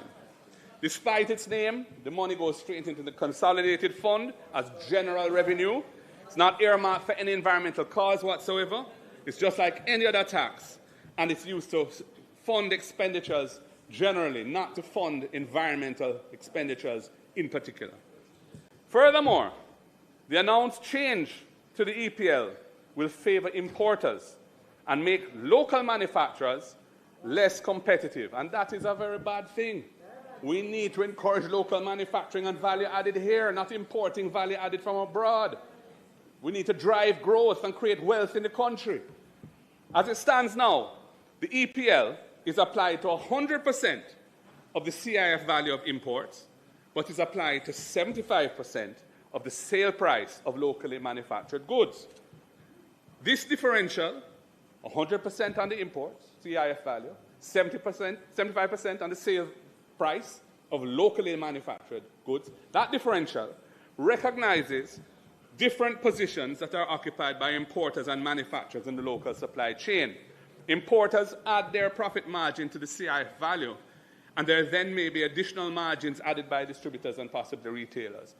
Applying the EPL to 75% of the local manufacturer good price seeks to level the playing field, as the manufacturer sale price includes all of the value added of their input costs and their project margin. The government is now moving to apply the EPL, the Environmental Protection Levy, to 100% of the sale price of locally manufactured goods, from 75 to 100%. Also, it is increasing the rate of the EPL from 0.5% to 0.8%. That's a 60% increase in the rate. This means that the cost burden of the EPL to local manufacturers will be greater than it is to importers, favoring imports over local manufacturing of competing products, of exchangeable products. This is a major design flaw in the new tax, and it needs to be corrected. And I'm calling the Minister of Finance to correct it.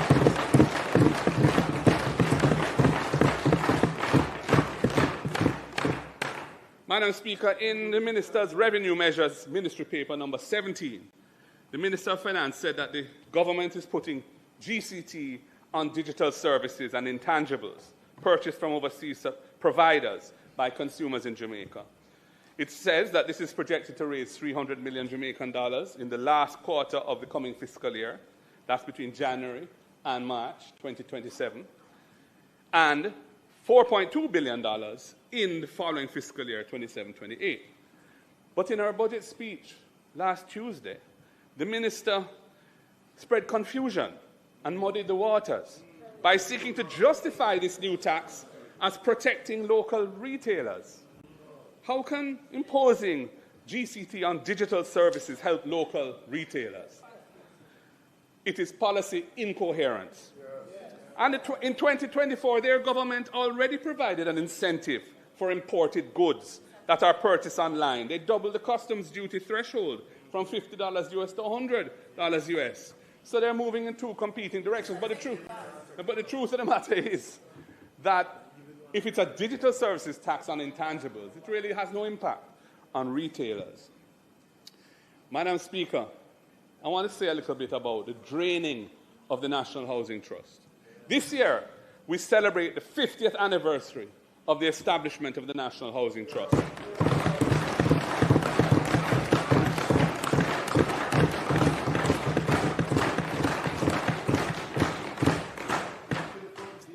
It was and is a transformational institutional innovation of the late, great Prime Minister Michael Joshua Myers.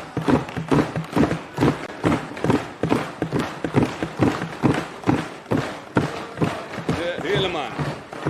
Sadly, the budget for the coming fiscal year 26-27 again includes non-tax revenue of 11.4 billion Jamaican dollars in the form of a transfer of resources out of the National Housing Trust to the government's coffers to pay its housekeeping expenses. We must recall that this was originally introduced in 2013 as a temporary 4-year measure ending in 2017. It was written into the law as a 4-year measure. It was necessary at that time because we were at the height of Jamaica's debt crisis, when Jamaica was required to achieve primary surplus targets of 7.5% of GDP each year to turn the economy onto a path of debt sustainability. Remember, at that time, the debt was not at 140-odd%, not 60-odd% where it is now. And that was necessary. And it achieved that. And I must tell you, I was in cabinet at the time. We were all very concerned about it. An international accounting firm, independent firm, confirmed to us in writing at the time that the removal of the 11.4 billion per year for 4 years would not undermine the operating performance of the National Housing Trust because of the surpluses it had and the pace at which it was rolling out investment. That is the only base upon which we were prepared to move with it. 4 years and 4 years only.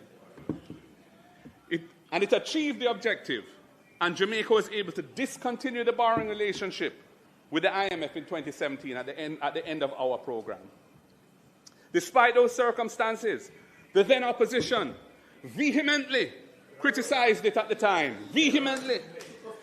They even likened it to a bank robbery. And the leader of that party, Andrew Holness, who is now the Prime Minister, said he would never let that happen. He said he would ring-fence the National Housing Trust to prevent its resources from being taken by the government. And he committed to reversing it should he become Prime Minister. Well, he became Prime Minister in 2016, and they have proceeded to amend the law twice to extend it by a further 8 years. And in the throne speech last month, they said they're going to take it for 5 more years again. Oh my God, his words were utterly false. Utterly false.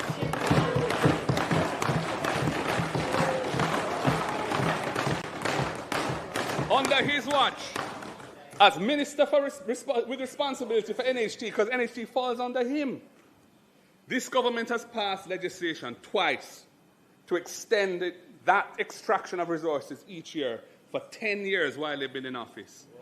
In fact, Since they came to power in 2016, they have withdrawn $114 billion from the NHT as non-tax revenue. And this continued over that period, despite Jamaica needing to increase the construction of affordable houses by 15,000 per year to satisfy the unmet demand. And despite Jamaica having left the IMF borrowing program in 2017, they have no excuse for it.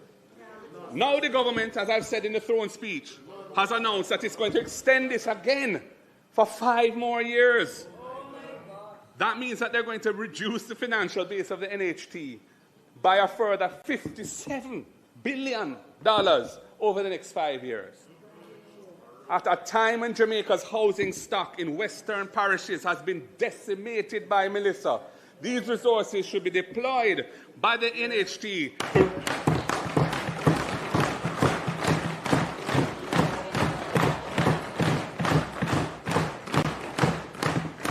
be used to rebuild resilient homes for the many thousands of households who have suffered varying degrees of damage to the houses. Many of them are NHT subscribers. This is not the time to be drawing the money out of NHT to balance the government's fiscal accounts. With a mere $30 billion, less than 1% of GDP allocated in the budget towards Melissa recovery expenditure in the coming fiscal year, the NHT should be empowered and mandated to play a much greater part in restoring resilient shelter in Western Jamaica.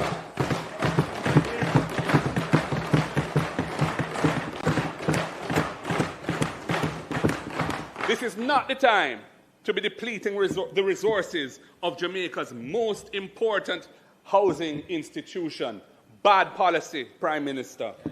Bad policy. I move now, Madam Speaker.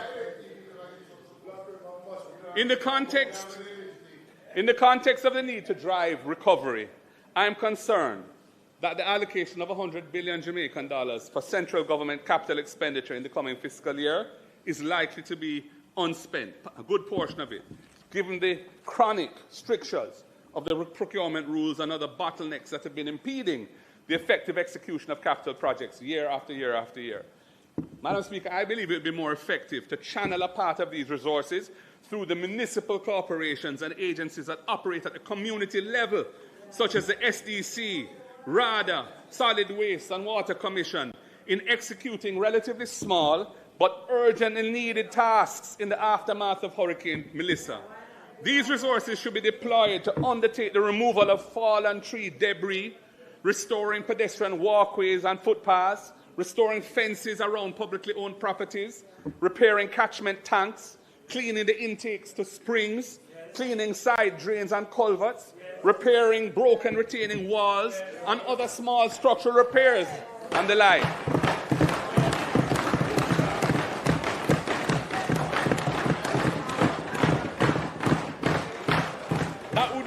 That would repair the environment in which we live, and I mean the living conditions around us.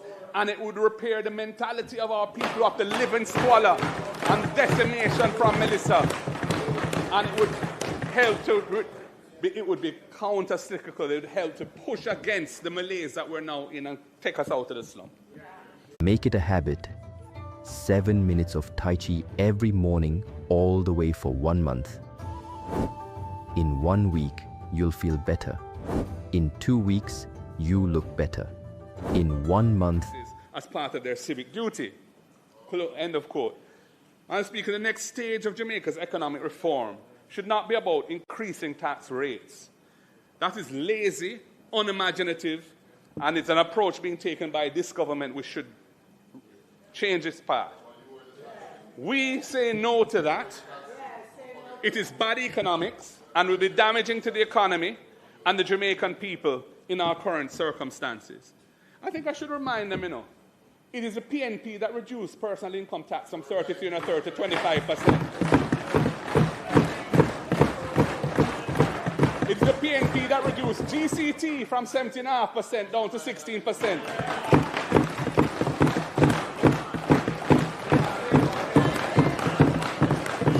So mash down that lie about we are a high tax. We don't believe in high taxes. But there are times when taxes are necessary. And it was necessary after Bruce Golding and Andrew Hollis drove the economy into a precipice and we had to fix it.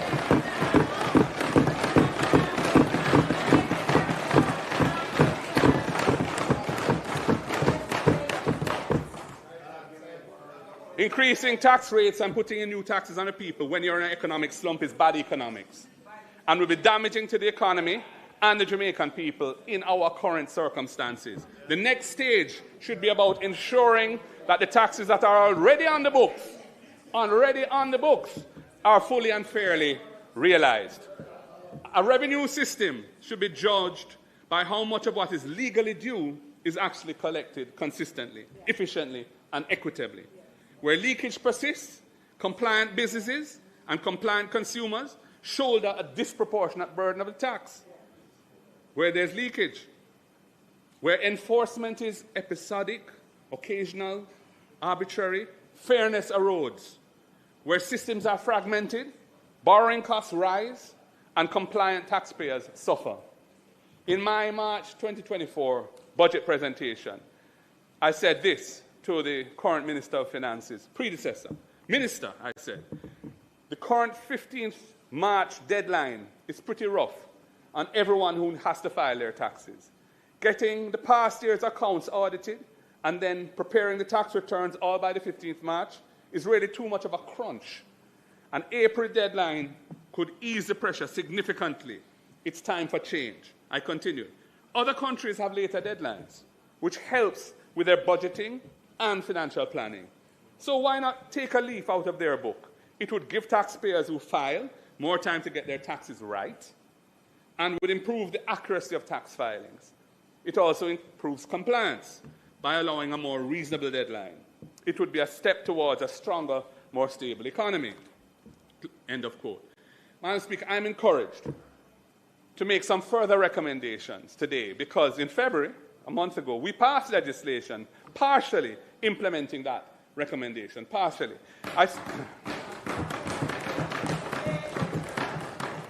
I say partially because the change in the filing deadline from March to April only applies to taxpayers which are corporations. Individuals and professional firms that operate as partnerships still have to file by the 15th of March. And Madam Speaker, I am encouraging the government to streamline this so that everyone benefits from the more sensible and practical April filing date.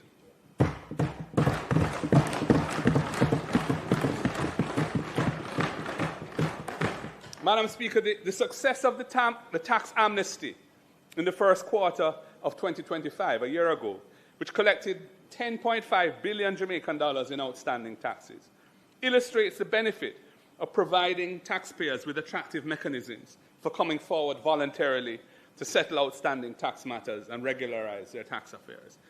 I support the call for a voluntary structured tax settlement program to be developed and implemented in Jamaica. It was, again, in Pricewaterhouse's circular on the current budget, and I think it's a very good idea. It should be supported. Jamaica also needs to seriously pursue a structural integration of systems so that tax compliance becomes automatic rather than discretionary. Some estimates, which I have seen, suggest that the improved realization across key revenue categories could yield up to 60 billion Jamaican dollars annually without increasing any tax rates or imposing any new taxes at all.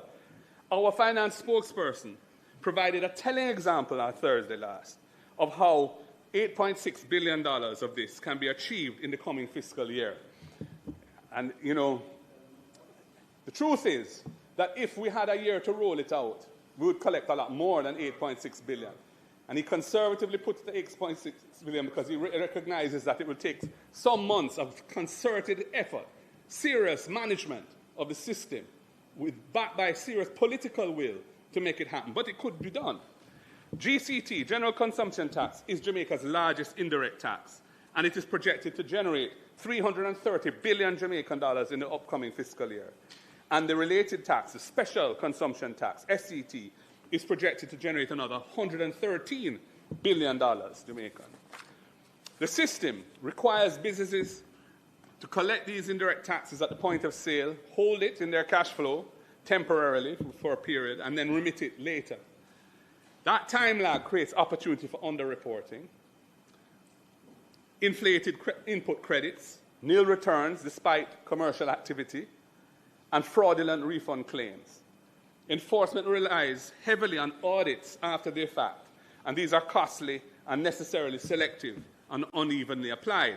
Many countries have addressed this, not by raising rates, but by redesigning the tax architecture. Electronic invoicing systems are now standard across much of Latin America and parts of Europe and Asia, requiring invoices to be digitally validated in near real time. Every transaction is time-stamped. Every input credit must match a verified supplier invoice. Returns are auto-populated from validated data. That shift is transformative. It moves the system from post-event enforcement to transaction-level verification. The documented increase in revenue collections from implementing these systems actually range from 5 to 15%, depending on the level of previous compliance. For Jamaica, even a conservative projection of 2% improvement in effective GCT and SCT realization would yield $8.6 billion annually as our finance in the first year. And of course, it would pick up more as we ram compliance and really get everybody to adopt the system. Madam Speaker, no GCT or SCT rate increase is required, none. Just better system design. The government will likely tell us it isn't assured and it can't be done. That's what I expect to hear from them. Well, I'm here to tell you that with political will and effective management driven by dynamic and energetic leadership, it could and should be done without delay.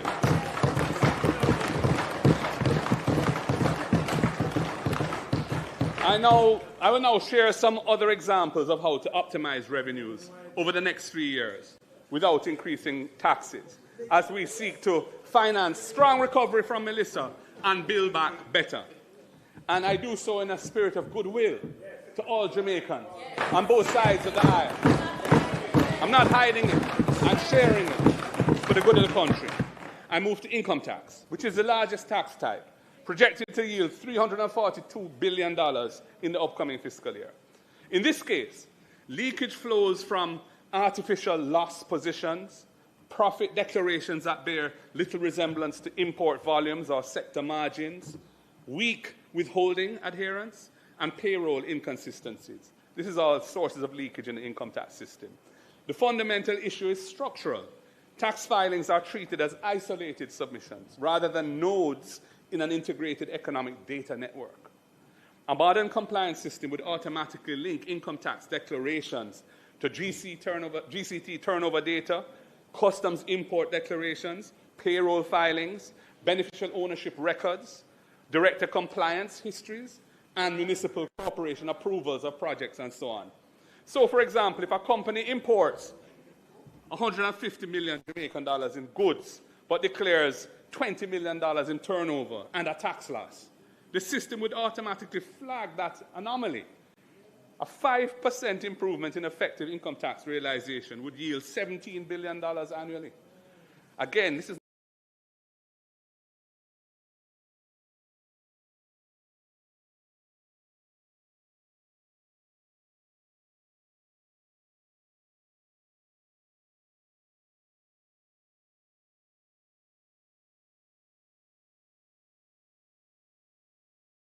$20 million in turnover and a tax loss. The system would automatically flag that anomaly. A 5% improvement in effective income tax realization would yield $17 billion annually. Again, this has nothing to do with raising tax rates. It's just about aligning data and getting people to pay what they owe.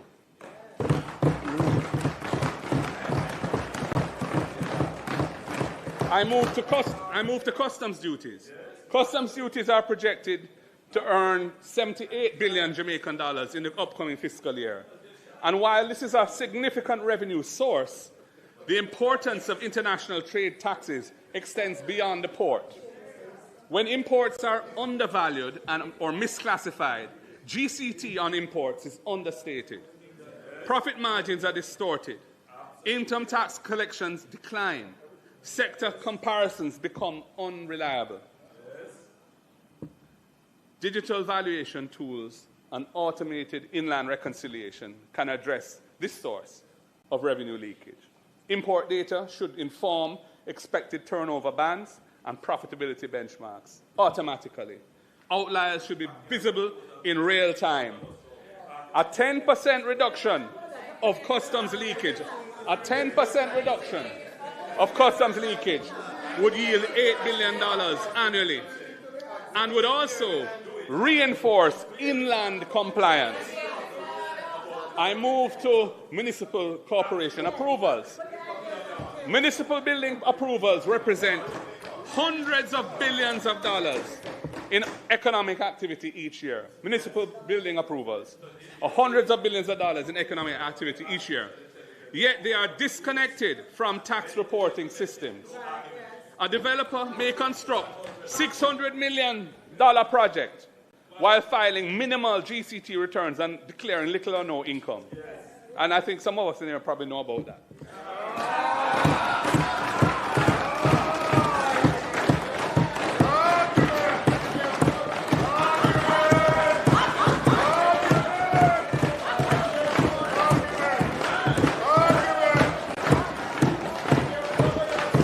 True, me no can no foul.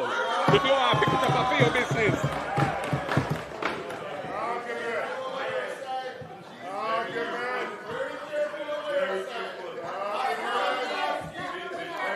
Madam Speaker, connectivity is needed. Once a building permit is issued, the approved value of the project should be logged in the tax system. And returns should be auto-populated through a project disclosure section. Expected material purchases, contractor invoices, payroll should be benchmarked. It is estimated that correcting 5% of underreporting in these activities would yield $3 billion annually. We're leaving a lot of money on the table. Some are benefiting. It is the few. The many are suffering, and it needs to be fixed.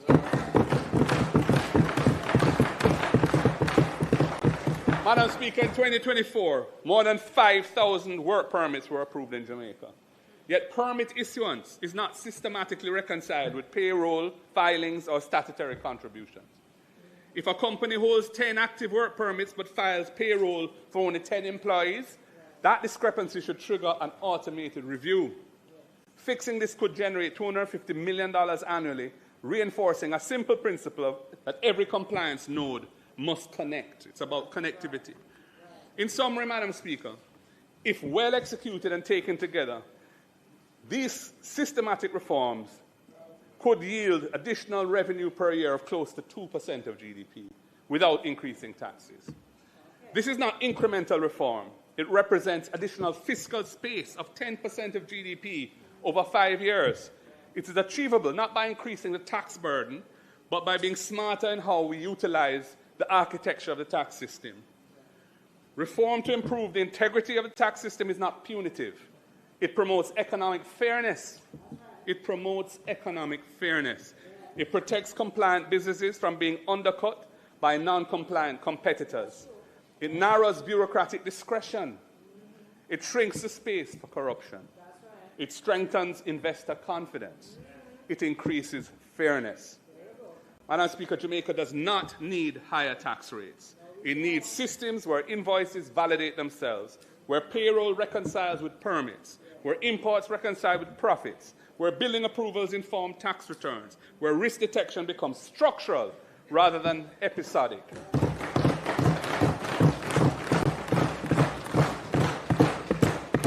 So, Madam Speaker, we think that revenue integrity should be a priority on the fiscal agenda, rather than burdening the population with new taxes in an economic slump, which is what this government is doing.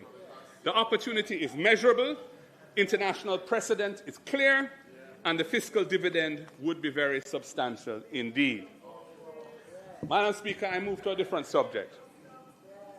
The massive Category 5 Hurricane Melissa is now estimated, as I've said, to have caused loss and damage to Jamaica amounting to US $12.2 billion, 2 trillion Jamaican dollars, 56% of our annual GDP, and it has set back Jamaica for years to come. The cost that lies ahead to rebuild and ensure against recurring Category 5 and strong storms will be very heavy also. So the question arises, can and will Jamaica have to bear this loss alone, this massive cost for destruction to which we contributed so little? Yeah. Category 5, Melissa, was not happenstance. It was not an accident. It was a result of decades of certain countries in the world, in the global community, stubbornly resisting scientific consensus that their carbon-releasing activities were leading to catastrophic changes in global climate. They chose to continue substantially unchanged, allowing fossil fuel-based economies to continue unabated, while effectively exporting the climate-related costs to less developed and vulnerable nations like ours and other small island developing states. In earlier times, Madam Speaker, Jamaica was known to have one major hurricane, that's Category 4 or above, roughly every 40 years. However, in the 37 years since Hurricane Gilbert in 1988, Jamaica has experienced 4 such systems. There were 2 Category 4 hurricanes, Ivan in 2004 and Dean in 2007, then 2 Category 5 hurricanes in successive years, Beryl in 2024 and the catastrophic Melissa in 2025. Hurricanes Ivan, Dean, and Beryl caused loss and damage to Jamaica of US $1.079 billion at that time. That was the estimate. Outside of some important voluntary contributions from third parties, which we honor and welcome, Jamaica has borne the cost of the Everybody forget bun, but not just any bun. A good bun. So this Easter, don't walk, run. Go get your yummy Easter bun. One bun to my cheese. Only bun when me get was so sweet. Cost substantially on our own because, firstly, the link between CO2, carbon emissions, and climate change was not firmly established at that time. And secondly, the legal, scientific, negotiating, technical, and administrative capabilities were not in place to do anything about it. And thirdly, the international legal framework was still in negotiation. Madam Speaker, Hurricane Melissa has created a potentially game-changing shift. Among other things, firstly, Melissa did not follow the historical pattern of these major systems. It was a tropical storm which, while meandering slowly, almost stationary in the Caribbean, intensified rapidly in these waters, where sea temperatures have reached 1.4 degrees above pre-industrial levels. And then it moved directly to Jamaica. It is generally accepted that Melissa's peculiar intensification and power were a climate-related phenomenon. Secondly, Hurricane Melissa struck Jamaica about 4 months after the International Court of Justice, the World Court, had issued a unanimous advisory judgment that states can be held liable for damages caused by climate change. Now, Jamaica has been a minimal emitter of greenhouse gases that have caused global warming. Yet we are bearing the pain from the irresponsible and selfish actions of others. This is fundamentally unjust and unprincipled. As a major victim of the effects of climate disasters, Jamaica cannot remain docile and just passively assume a mountain of additional climate-related debt that will fetter and postpone our national development for decades to come. Our country has a duty to lead in its advocacy for fair and just compensation.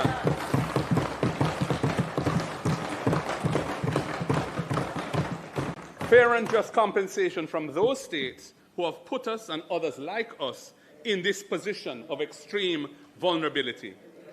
In our interests, in our own interests, and out of a duty to other vulnerable countries like ours, which continue to bear the loss and damage from climate change and will continue to bear it, should now assemble a team of the most experienced legal experts and prepare a legal brief on the possibility of recovering compensation for the loss and damage inflicted on us by Melissa The ICJ, the International Court of Justice, opened the door last year, and we must push that door further open.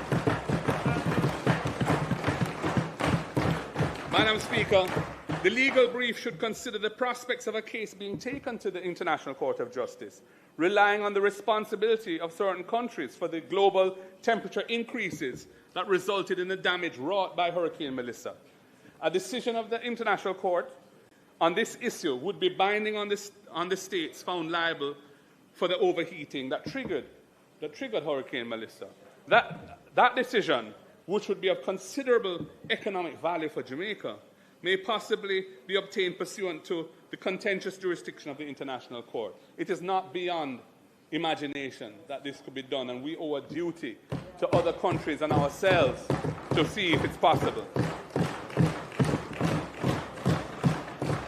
Alternatively, but in the same solutions-oriented spirit, the government of Jamaica should assume a leadership position to encourage the United Nations General Assembly to seek the International Court's opinion on the levels of compensation that major contributors to global overheating may be called upon to pay for loss and damage caused to individual countries by changing weather patterns.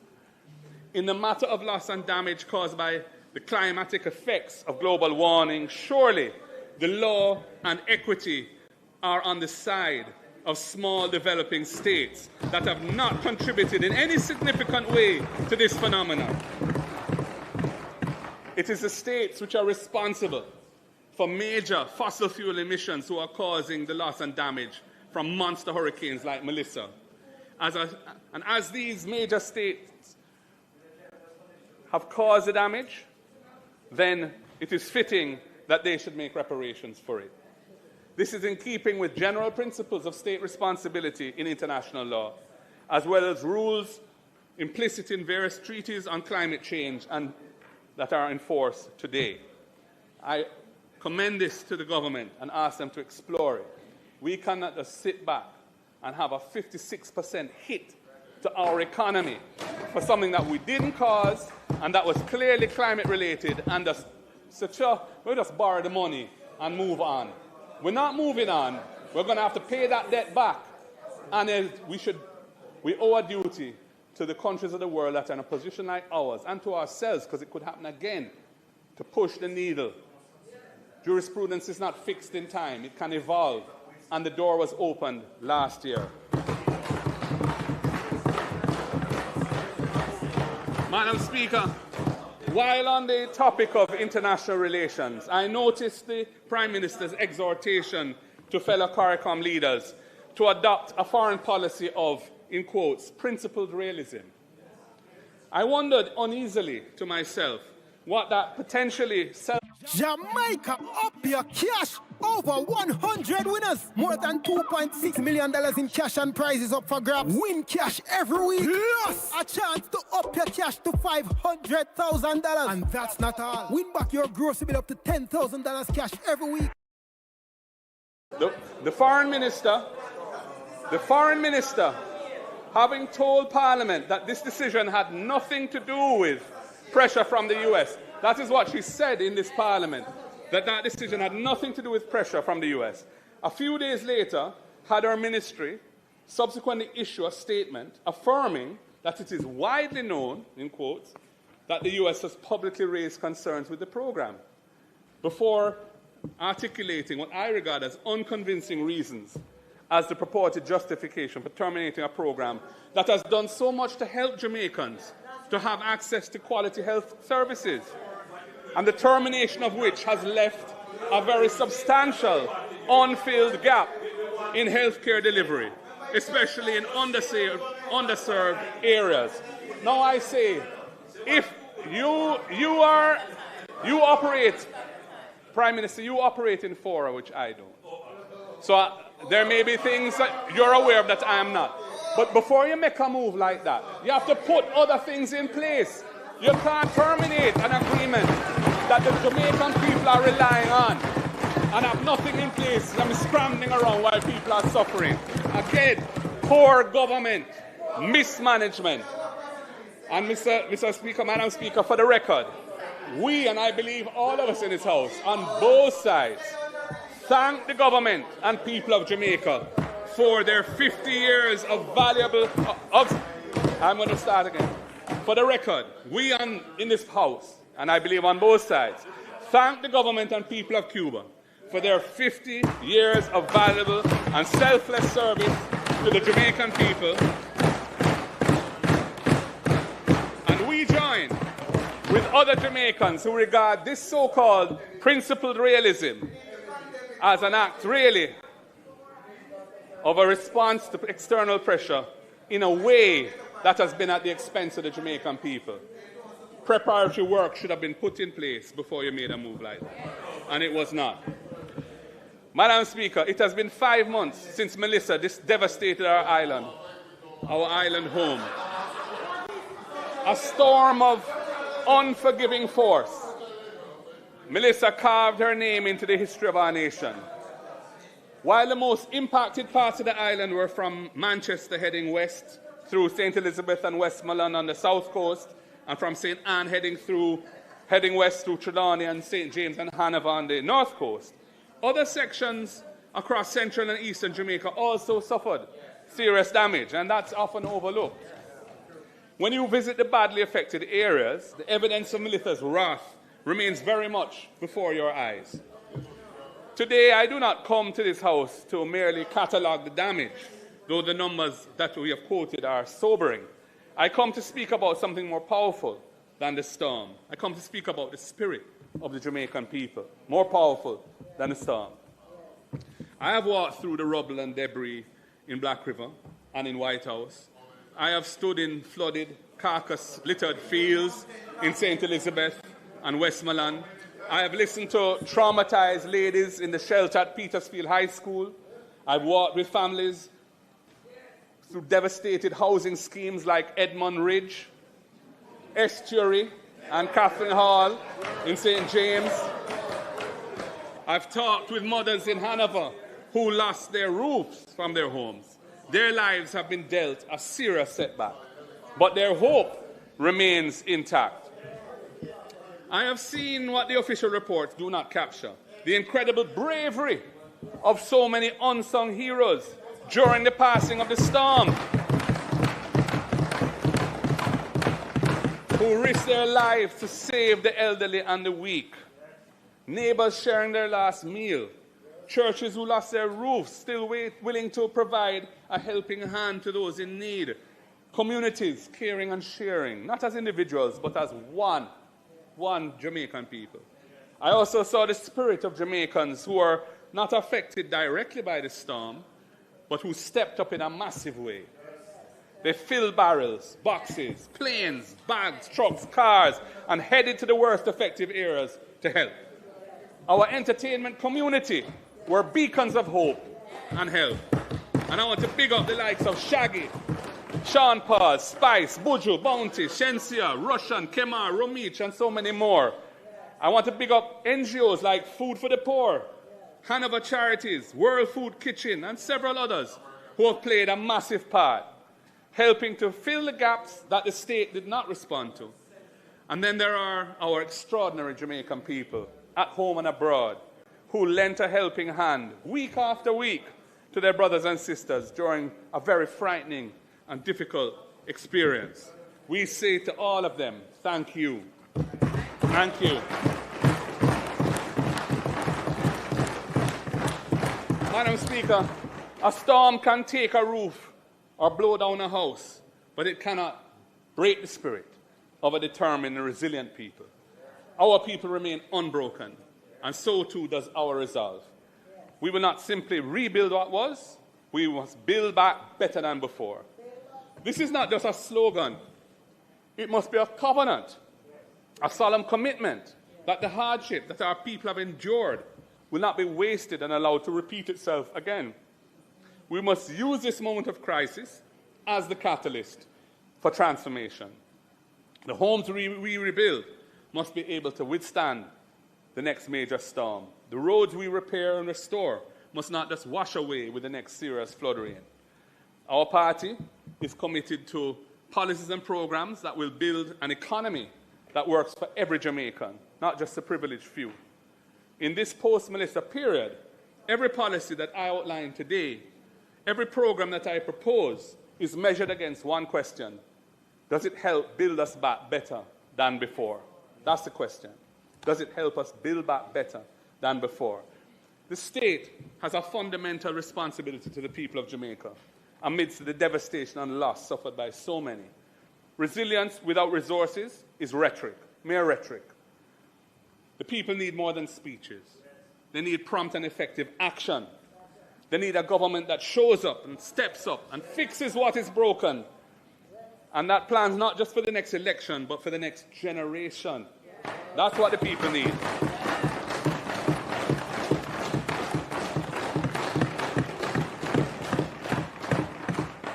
So how do we... Yes, I will. So how do we pay for recovery while maintaining fiscal discipline?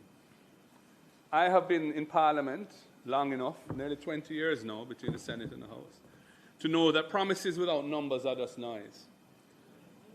The PNP understands that every dollar spent must be generated by sustainable sources of revenue and fully accounted for.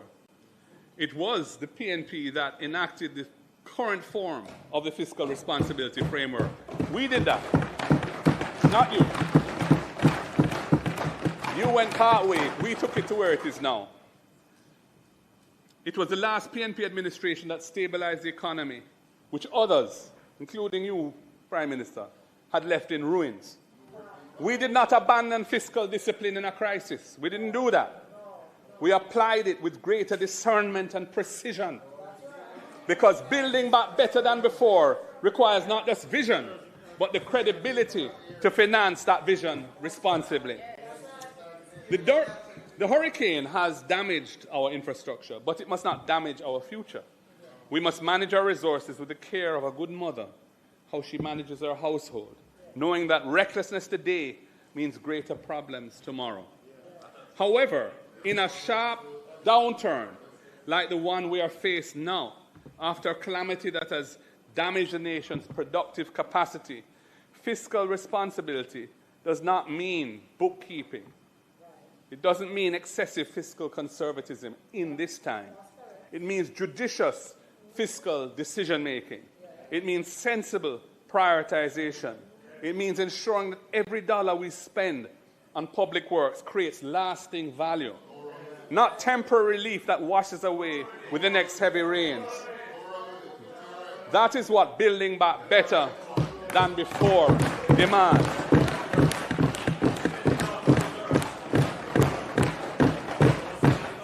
When I look at the estimates of expenditure that were tabled in February, I have to ask, where is the vision for recovery and reconstruction? Where is the strategy to guarantee that the houses we rebuild will stand for generations? We are offering not just criticism, but a credible alternative. Resilience built in, not added on. And this must be done while protecting the fiscal gains that Jamaicans have sacrificed so much to achieve. They're not your successes or our successes. They are the people of Jamaica's successes. Those are the ones that have delivered us where we are now. And so I'm going to just go through with some of our ideas around how we should proceed. Madam Speaker, there is no development without energy. Energy. Jamaica's economic development is being retarded by the high cost of energy. Jamaicans pay some of the highest electricity prices in our region. This is not a fact that we must accept. This is a problem that we must solve. There will be no affordable energy without competent, bold leadership. To power our recovery and a more productive and competitive economy, we must build back better than before.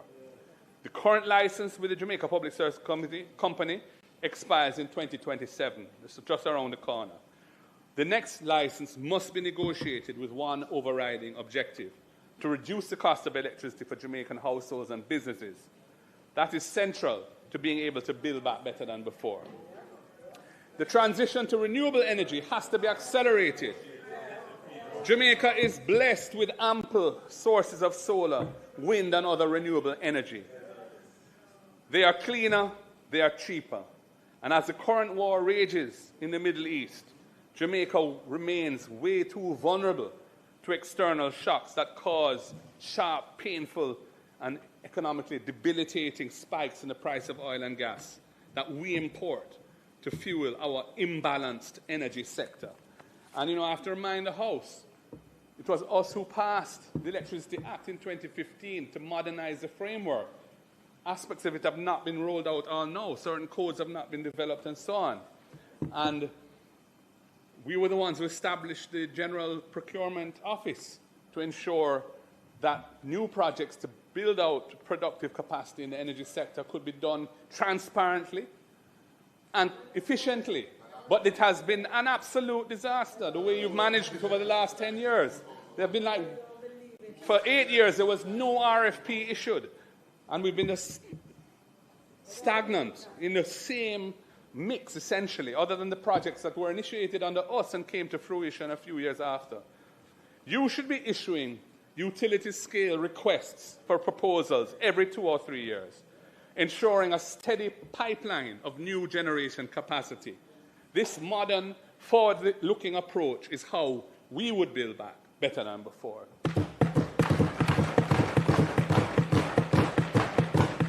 You also need to seriously tackle the social dimension of energy poverty. Tens of thousands of Jamaican households remain informal customers, living in fear of fires and disconnection. Our electricity empowerment program would help low-income houses and households regularize their connections with support for rewiring, inspection, and solar panel installation. We've been calling for this for several years now. You made a small start last year. It's kind of faltered. In my own constituency, I was one of the first people to write in with a proposal for the program that was announced last year to be rolled out in my constituency. I've heard nothing since. You also, I should say that our electricity empowerment program would help low-income houses regularize connections, supporting rewiring, inspection, and solar panel installation. This is not just about reducing electricity theft. It is about restoring dignity and security in people's homes. It's about bringing everyone into the light, safely and affordably. That is building back better than before.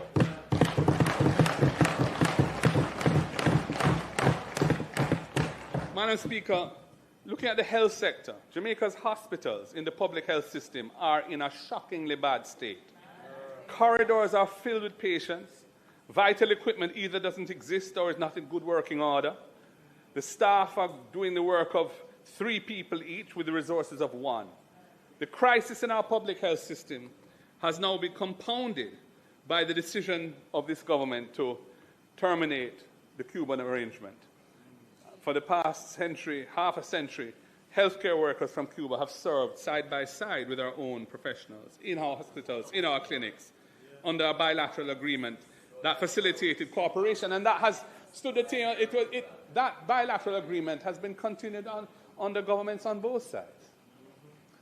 At the time when our emergency departments are overflowing, when our operating theatres sit idle for lack of staff or bits of equipment that aren't working, when our nurses are immigrating in such high numbers, this government has chosen to send home, a couple of hundred Cuban doctors and nurses who are on the ground, working in public health facilities and serving our people.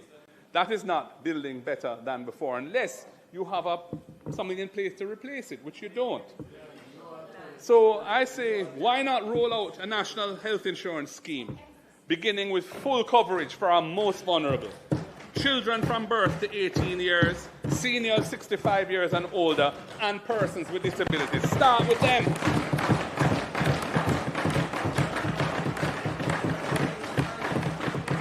This expansion of coverage should be a cornerstone of building back better than before. If it can't be done in this fiscal year, then do it in next. But get started. It requires a lot of work to do it. We heard about some task force being tasked with developing the proposal. That's years ago, and not a word since. So much talk and so little action. You Madam Speaker, you guys, your side, should prioritize functioning diagnostic services in every public hospital. Functioning.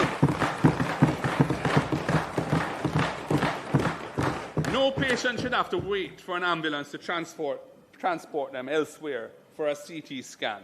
No parish should lack basic radiology capacity.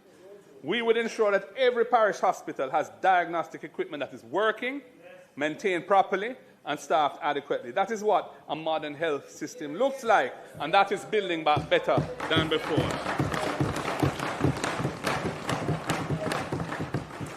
You know, and we have this Cornwall regional debacle going into its umpteenth year. I don't know how many years since that project started with a $2 billion budget. 20-odd billion, we don't even know the current numbers, and it can't done, it can't finish. Now they talk about some dome as a stopgap measure. Well, yeah, great, but finish the project, man. We need proper accountability. Somebody should be held responsible for the mother of all overruns.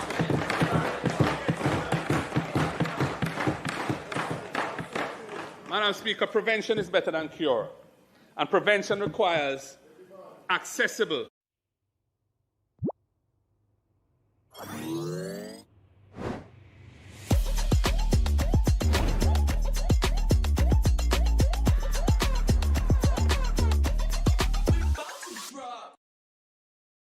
Better equipment. That is building back better than before.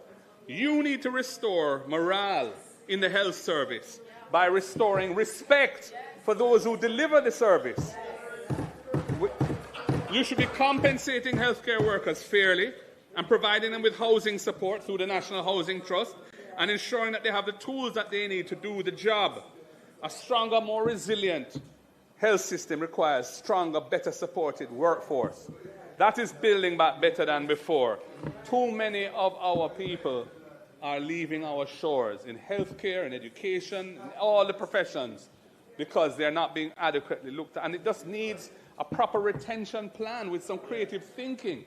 We have come up with that. We've given them a load of ideas as to how to do that. No, they don't do anything. Just talk. Just talk. Madam Speaker, a nation that does not properly educate its children cannot achieve its development goals. Jamaica has a crisis in education with well-documented unacceptable underachievement at the primary and secondary levels, leading to a low rate of tertiary level qualification, and that helps to keep our economy weak and unproductive and uncompetitive. Hurricane Melissa has only made that crisis worse. Damaged schools, poor access roads, disrupted families, heightened economic pressures have pushed absenteeism to unacceptable levels. I heard today where a senior police officer in one of the affected parishes was saying there's some 400 students who are missing from the system. In one parish alone. In one parish alone, 400. That was in today's news. My goodness.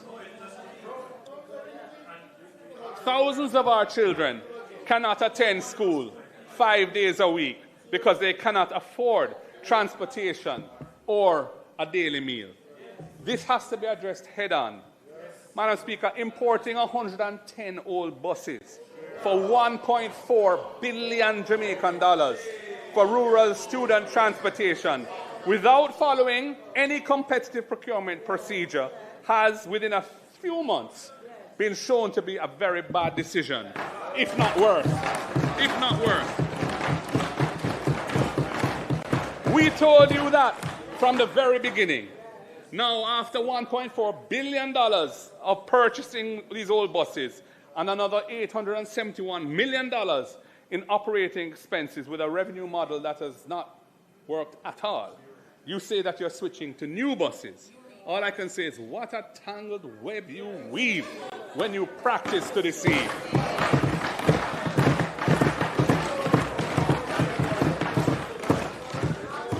Madam Speaker, our plan would have given the people the Rural Initiative for Delivering Education, we call it RIDE, to provide transportation subsidies, initially for 20,000 vulnerable primary and secondary students who are outside of the JUTC network.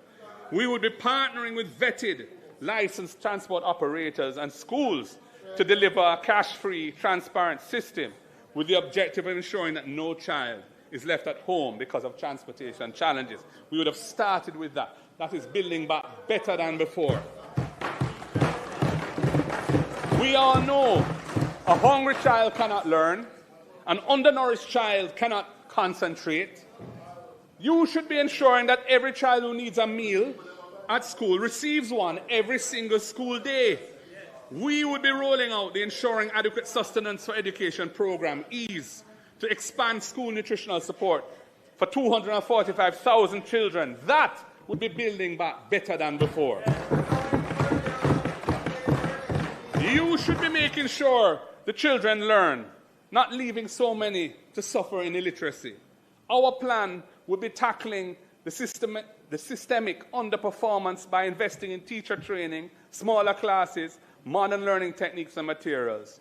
We will be relentlessly prioritizing the fundamentals of reading, writing, and arithmetic and cognitive skills. You have just started to scratch the surface. Thank God for a few private sector and NGO operators who are showing the way in how to address this issue. But it must start early in the school system, not when they're already way past the age that they should be and can't read and write. You should be also addressing the historic deficits of self-esteem, self-love, personal discipline, and a sense of responsibility for others. You should be ensuring our children understand who they are, the greatness of their past and their potential, and what it means to be a citizen of Jamaica. We would be tackling adverse social behaviors head-on by embedding the teachings of the right excellent Marcus Messiah Garvey in the national curriculum and restoring civics education fully. We will be expanding programs for children with special needs, which is a huge problem in the country. Madam Speaker, a respected and motivated teacher is a retained teacher, someone who stays in the system. And a retained teacher is a gift to our nation that keeps on giving for generations.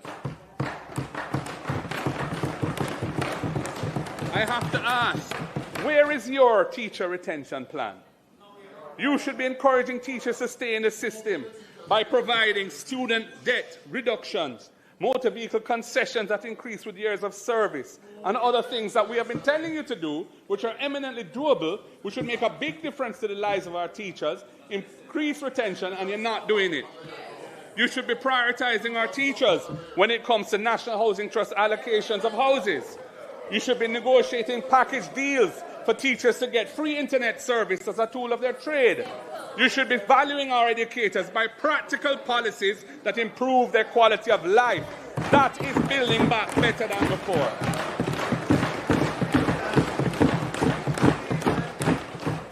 Madam Speaker, only about, I think it's 21% of the eligible population is enrolled in tertiary education, only 21%. And only 15% of the total workforce holds formal tertiary level qualification, 15%. Jamaica cannot move up the value chain and create an economy that delivers wealth for all our people without expanding access to tertiary education and training. Can't be done. You should be doing something about this, but you're failing the people. We would roll out the First in Family Scholarship Program, providing full scholarships for the first person in a family to attend university or college. And our spokesperson for education should take a bow. It was his creative thinking that put that on the table. I want to big him up for that. With the benefit of that investment in their socio-economic upliftment, they could then help their brothers and sisters to do the same. Madam Speaker, education should lift people up, not weigh them down. Education should lift people up, not weigh them down.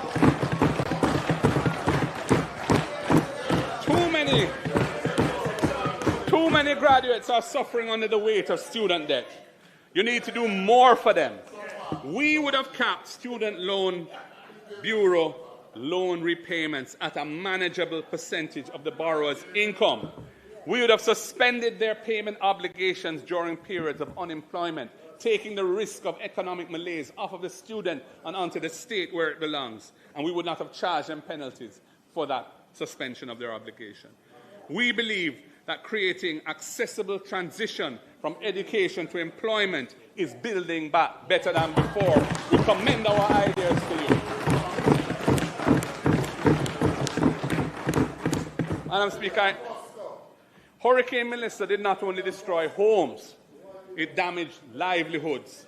Our farmers, already struggling with low technology, limited financial assistance, limited technical support, lost crops and livestock, lost greenhouses and other structures, and months of invested labor and capital gone, they are suffering. But in every crisis, there lies an opportunity. The opportunity before us is to transform Jamaican agriculture into a modern, resilient, productive sector. That is how to build back better than before. I'm sure you agree. You need to get more serious about building agriculture as a pillar of the economy. Investing in our farmers is building back better than before. We would have established an agricultural development fund financed by a reallocation of a portion of existing import taxes on foreign food and investing those import taxes in our own production and our own farmers and uplifting them. That's what we would have done. We would use it to support land preparation, irrigation, storage, and marketing for local farmers. We would be reducing post-harvest losses from 30% to 20% or less in 5 years. We would be expanding irrigation from the current 18% of arable land to at least 25%. Water security enhances food security, and that is building back better than before. Madam Speaker, you should be deepening on that side, should be deepening and strengthening the linkages between farmers and consumers. The school feeding program should prioritize locally grown, nutritious food. Empower our farmers and feed our children. Hotels and restaurants should be encouraged and supported to buy Jamaican. It's hardly happening. Special economic zones should be established for agriculture. Special economic zones should be established for agriculture, focusing on export crops where we have a competitive advantage. And there are several where we have a competitive advantage. But production levels are so low compared to even 20 years ago. Agriculture is really not going where it needs to go. For example, yam, spices, orchard crops, and medicinal cannabis. I hope you make a difference in that area, because your predecessors have been hopeless. I'm really looking forward to seeing you make some progress. What's the action? Creating these linkages and markets would be building back better than before.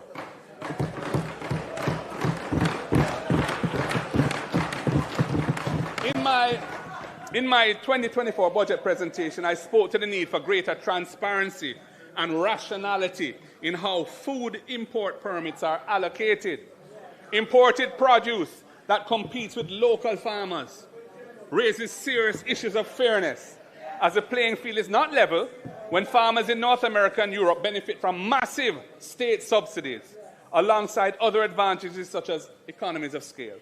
The system of granting import permits is also conducive of corruption. At that time, when I said it, onion imports were causing losses to farmers when there was ample local supply. It is distressing to read in the media once again of a large onion farmer thinking of giving up agriculture and going into another, in the minister's constitution, well, there you go, going into another profession because of the market being undermined by cheap imports. Madam Speaker, this is not just bad policy. It is infected with nepotism. I have seen the customs declaration for an imported shipment of 1,300 bags of onions brought in by a communications company owned by a JLP activist and former MP. I've seen it. I can share it with you if you want to see it. The system of granting import permits needs to be overhauled and put on a transparent footing. And Madam Speaker, priority must be given to importers that represent and support the affected farmers, not politically connected margin gatherers. If you get the privilege of making money out of imported food, Those profits should be in the agricultural sector to help build it.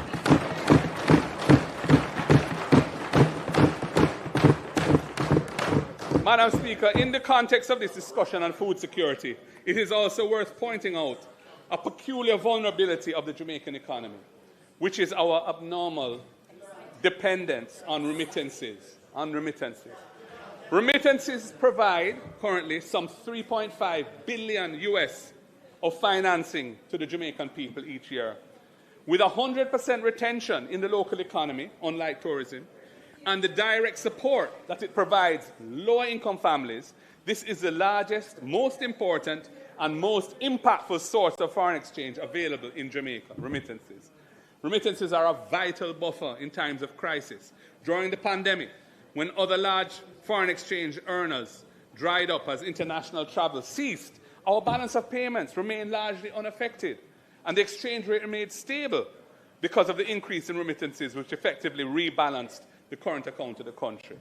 Similarly, after Melissa struck, in December 2025, net remittance flows of $315.3 million US represented a 13.6% increase over the same month in the prior year, helping to fund the revaluation of our currency, which has taken place since December, and that has helped to keep inflation below what the Bank of Jamaica had originally projected after the storm. And in fact, I think the inflation numbers for February were just published, and again, it's below the lower band of the inflation target of 3.9%.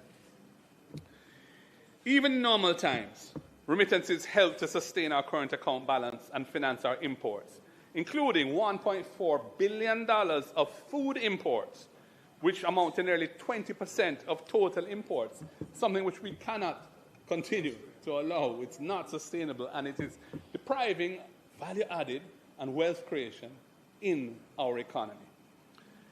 But we have to big up and give thanks to the Jamaican diaspora for their commitment to their home country.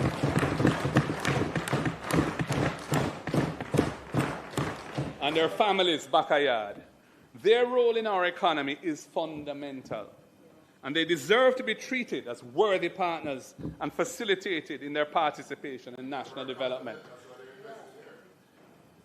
At the same time, we must acknowledge that over the medium to long term, remittance flows are vulnerable to external shocks. We can't assume we'll always have that.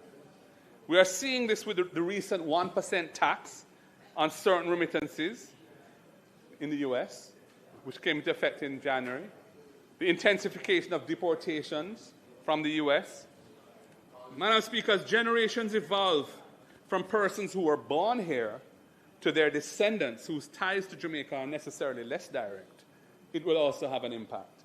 This means that in building back better, we must be mindful of the strategic imperative of reducing our dependency on imported food and imported energy, and drive a fundamental shift towards greater production to meet our population's needs for energy and food. Time come for that. We have been dragging our feet too long. Madam Speaker, the images that emerged after Melissa will stay with us for years. Families sifting through rubble, children sleeping in schoolrooms, community centers, elderly persons exposed to the elements. Housing is not just about shelter, it is about dignity. And too many Jamaicans have been denied dignity for too long. When we rebuild, we cannot just rebuild the same vulnerable structures. We have to build back better than before. The housing deficit stands at nearly 200,000 units, yet only 2,300 homes have been built annually by the NHT over the past decade. 21% of our population lives in informal settlements. This is not merely another statistic. This is a national failure of epic proportions. You think you know Formula One? Think again. Relocation grants to teachers and healthcare workers to serve in those areas, we would be building at least 500 new houses per term in rural constituencies, and we would prioritize public sector workers and persons with disabilities in the allocation of those houses. That would build back those communities better than before. Madam Speaker, the government must end the annual extraction of $11.4 billion from the National Housing Trust. When it was implemented, it was for 4 years. That should have ended in 2017. 9 years later, it's still going on, and they've announced that they're going to continue it for another 5 on top of that. Our spokesperson for finance has shown how we would finance this in a fiscally responsible way, so you don't have to take it anymore. That money should once again be used for housing, not for plugging the government's fiscal accounts. Creating new, affordable home ownership is the only way we ensure that Jamaicans who are toiling day and night to get ahead actually have the opportunity to own their own home. You are failing as a government to meet the affordable housing needs of the people. That is undeniable. Undeniable. That is why we would have established the Young Owners Deposit Fund out of the resources of the NHT to provide grants of $500,000 to first-time home owners under the age of 45 who have contributed to NHT for at least 2 years. That would have helped them to get on the housing ownership ladder. It is why we'll be granting new home buyers a 3-month grace period after their home purchase, before their mortgage payments begin, so they have breathing room to fix up the house and furnish the house. It is why we would have rolled out the rent-to-own program so that self-employed and informally employed Jamaicans can become homeowners. After 6 months of consistently paying rent, they would be qualifying for an NHT mortgage.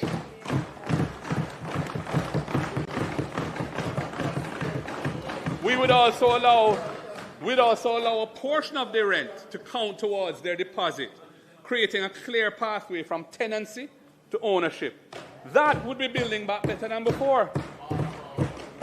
And for public health and public sector workers, we would restore the specially reduced interest rates on their NHT loans, and we would also apply a preferential 40% debt service ratio to allow them to qualify for larger loans. That's part of our retention strategy, especially for teachers, nurses, and so on. Recognizing their service with tangible support is the right thing to do in building back better. Madam Speaker, land is the source of wealth. Land ownership is a cornerstone of national identity. Yet so many Jamaicans, far too many, live on land that they don't own, unable to access credit, can't finance anything, unable to build equity in their property, unable to pass anything on to their children in any safe and secure way. You need to address the conditions faced by hundreds of thousands of Jamaicans who are living in informal settlements. You need to do it. We would be regularizing informal settlements across Jamaica, completing all the unfinished Operation Pride schemes, and upgrading older communities with proper sidewalks, drainage, and green spaces. We'd be replacing zinc fences with concrete walls, not just for cosmetic reasons, but for living in dignity.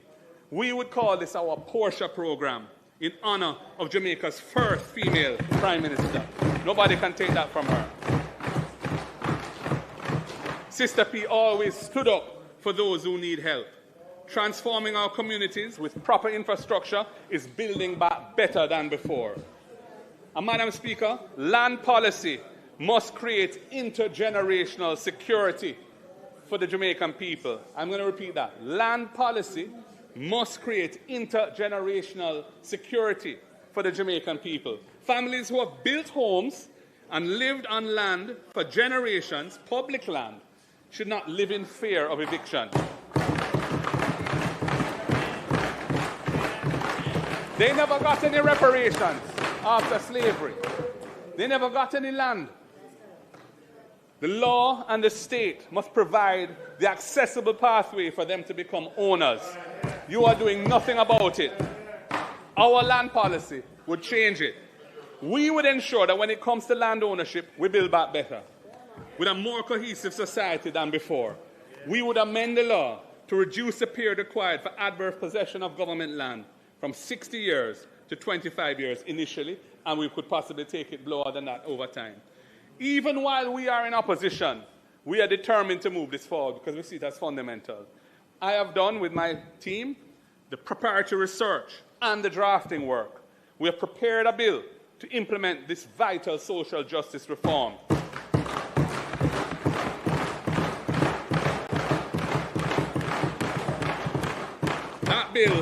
That bill will seek to amend 3 pieces of legislation. The Limitation of Actions Act, which is over 100 years old. The Registration of Titles Act, which is also over 100 years old. And the Cadastral Mapping and Tenure Clarification Special Provisions Act, which is a big mouthful, but it deals with land titling. I will be tabling that bill as a private member's bill after this budget debate. And I'm going to seek support from both sides of the aisle for this reform.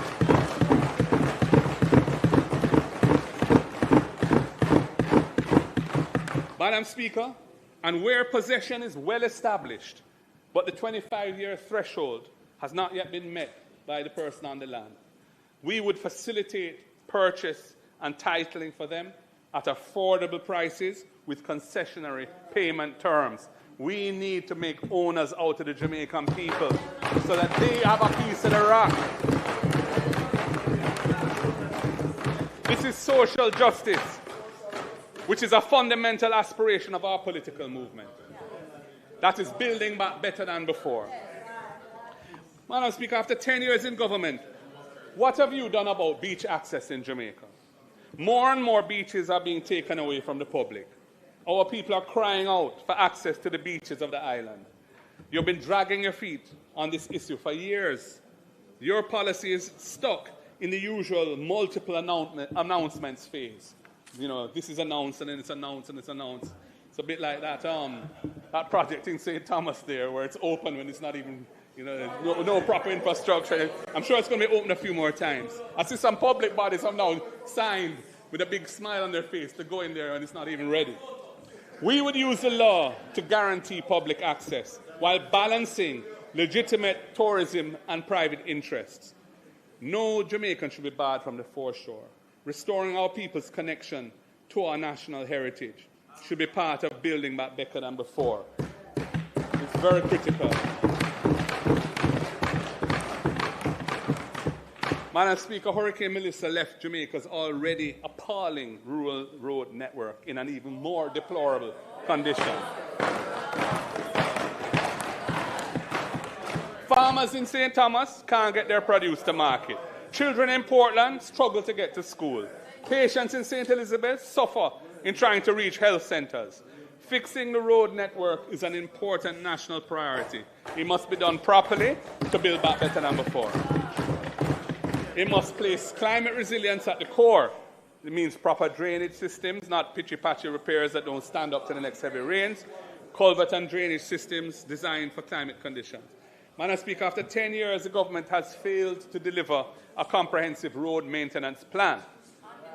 I mean, that's undeniable. We had the Road Maintenance Fund. They terminated that fund. That was a dedicated fund that was supposed to ensure that Jamaica had a proper road maintenance plan. They took it away, used it to guarantee some loan from overseas for some program, and never put anything back in its place, and there was no proper road maintenance plan or policy for years and years and years, and the road network is in a shambles. Now you say that you want to create a one-road authority. You're talking about one-road authority. Madam Speaker, I am not against streamlining responsibilities. I am not against promoting best practices. I'm not against quality assurance. These are important things. However, local authorities must be empowered to execute robust road repair and maintenance programs in each parish. That is a must. That is a must. We would treat road maintenance as a permanent commitment by establishing a divisional road maintenance fund and allocating at least 15 million per division annually for local road maintenance, to be administered through the local authorities. And special provision needs to be made for farm roads. When a farmer can't get yam to Coronation Market, or when a truck can't reach a rural agro-processing centre or the market in Montego Bay, it undermines food security, and we all pay the price. The road from the farm to the fork must be passable, reliable, and resilient. We would include a further amount of at least $5 million annually per division in rural areas to maintain farm-to-market roads That would be building back better than before. And by doing it through the local governance network, you're empowering local communities. It would avoid the pitfalls of centralized bureaucracy. It would empower local people with local knowledge to fix local roads on a timely basis. This places accountability where it belongs, in the hands of local communities and their local representatives. That would be building up better than before. So when you come with the One Road Authority, I ask that that be a part of its design. It can't be centralizing everything, because that's just going to create a bottleneck like the Ministry of Economic Growth and Infrastructure Development. Madam Speaker, I now turn to the cultural and creative economy, which is not merely an economic sector, but the very heartbeat of our nation. The contraction in tourism, the closure of hospitals and hotels and restaurants, the cancellation of cultural tours, all since Melissa, has disrupted the cultural economy of the tourism belt.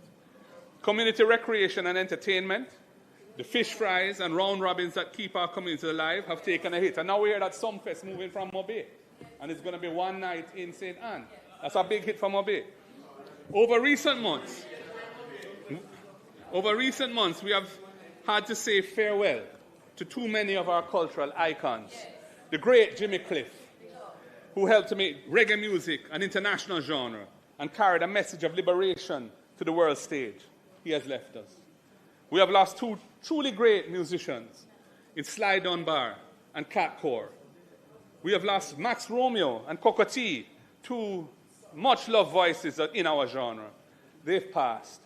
These were not only entertainers, they were architects of our national identity, ambassadors of our culture, and chroniclers of our lived experience. We honor their memory.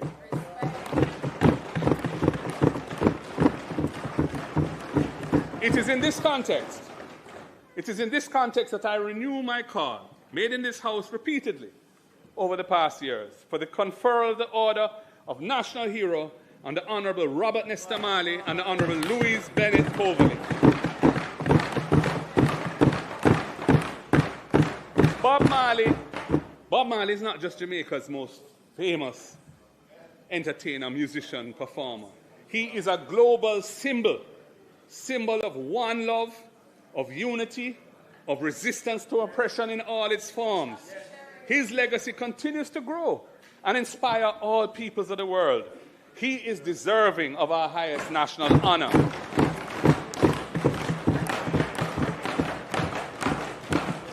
His 80th birthday has passed. The government must act. Miss Lou's pioneering performances and poetry in the Jamaican language provided deeper consciousness and self-affirmation of our cultural identity and uplifted our national confidence. She should be recognized as our second female national heroine. Madam Speaker, in building back better, you must ensure that our artists, our musicians, and our other creatives have access to financing, have access to training, and have access to markets. Right now, they're too often on their own. We would establish a $1 billion revolving creative economy fund to support our creative practitioners in the entertainment, in arts, in fashion, in culture. Investing in our globally competitive cultural assets will help to build back better than before. Madam Speaker, the current system for obtaining permits for entertainment events is fragmented, frustrating, and often unfair, especially in communities that are stigmatized, like some that I represent. The system needs to be made simple, it needs to be transparent, and it needs to be fair. Why haven't you fixed this after 10 years? We need less talk and more action. Our plan would have seen us establish a single window, one-stop permit system for entertainment event applications, transparent and fair. We would build back a cultural economy better than before, because when we invest in our culture, we nourish the heart and soul of Jamaica. We recognize the importance of culture and the creative industries in general, and the entertainment sector in particular in providing livelihoods and driving commerce at the base of the economy. It is a very important sector. Madam Speaker, I move to small business. If you want to gauge the buoyancy of the Jamaican economy, look at the stock market under this government. This government has presided over 5 years of dormant valuations, sluggish listings, diminishing returns, and wealth. But what about the market vendor, the corner shop owner, the mechanic, the hairdresser, the small contractor? These should be the real engines of our economy, but they are struggling. You must empower MSMEs with concrete, practical support. Jamaica's informal economy has been estimated at 40% of the overall economy. This inhibits, I remind you that in 2015, Jamaica had the best performing stock exchange in the world. Don't forget that, because you like to revise history. But we're not letting you do it. Jamaica's informal economy has been estimated at 40% of our total economy. This inhibits national development, because informality is a restriction on the scope for business expansion. These businesses are often excluded from the financial system and from opportunities to build market share, and it contributes to our weak economic growth. The informal economy, Madam Speaker, the informal economy is large, not because Jamaicans want to be outside the system, but because the barriers to formalization are high and the incentives to do so are unreachable. The cost of compliance when MSMEs seek to formalize, both in terms of fees, in terms of effort, are burdensome. Too many of Jamaica's bureaucratic systems are business unfriendly. Even government programs for MSME support that are announced and funded year after year have failed to have the desired impact. Their design and the requirements imposed fail to take the limited capacity of MSMEs into account. And so we don't have transformation, we don't have transition to a better economy. You must lower these costs and remove these barriers. That's your job. That is what we would be doing. That's what we would be doing. If you're a woman in business, it's time to go bigger. Your ambition is calling, and Horizon for Women in Business is answering. Horizon, a new loan product from Access Financial Services designed for women entrepreneurs to unlock the capital you need to grow and take your business beyond limits. With quick approval, flexible repayment, and low interest rates, your success is on the horizon. Call us now. The funds are waiting. Your success is on the horizon. This has been in place since 2019. We modernized the procurement system with the Public Procurement Act. Regulations took a long time to come after we did that. 2019, they came with provisions for setbacks and margins of appreciation for vulnerable and underserved groups, etc. 2019, nothing has been done to make it happen. 7 years later, you're saying you want to do it now. Well, let's see. This cannot be just mere talk and more of the same. You should be proactive in pushing these arrangements to favor MSMEs. Earmark 15% of government contracts for MSMEs. Actively monitor that target to ensure that it happens. Don't just set a target. Monitor the target, and if it's not on track, why is it not on track? What adjustments need to be made to make it happen? That's what we would be doing. That is building back better than before. Madam Speaker, our young people in this country have ideas, they have energy, they have talent. They need capital. They need mentorship. What are you doing about this? I don't see nothing. Way too little. We would have established a revolving $1 billion National Youth Innovation Fund to support youth-led tech and creative startups, empowering our youth to innovate and lead. That would be building back better. You must do something for the young people. I move to workers' rights and the dignity of work. Madam Speaker, the labor movement worked to build modern Jamaica. From the struggles of 1938 to the trade unions of today, workers have fought for every right they enjoy. But those rights are under threat. A longer, A stronger, fairer economy for workers is what it means to build back better than before. Madam Speaker, the abuse of contract work arrangements has become a matter of national shame. Workers in some industries are employed for years, sometimes decades, on repeating short-term contracts that deny them the benefits and protections that are afforded to permanent employees. This undermines families' long-term security, it weakens social cohesion in our society, and it must end. You seem happy to let things continue the way they are. We would not do so. We would ensure that genuine workers receive genuine rights, regardless of the legal form of their contracts. We would be passing comprehensive legislation to eliminate abusive contractual arrangements. That is building back better than before. Madam Speaker, Jamaica needs to promote productivity as the cornerstone of a strong economy.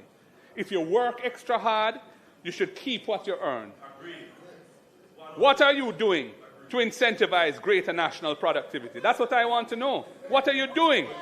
We would remove taxes on overtime pay for persons earning up to $6 million annually. We would remove tax from tips and gratuities for hotel workers and others in the hospitality sector. We would establish joint industrial councils in sectors with high employment but low union representation, bringing employers and workers together to negotiate basic standards on pay and conditions that will attract workers to those industries. Right now, they're struggling to find employees because the conditions of work and other terms are not attractive. That needs to be fixed. That is building back better than before. Madam Speaker, no Jamaican in full-time employment should be living in poverty. We would task the Planning Institute of Jamaica with developing a framework for transitioning from a minimum wage to a living wage, tied to the actual cost of living and adjusted annually for inflation. This would be building back better than before. No more arbitrary increases and so on. It would be a better system.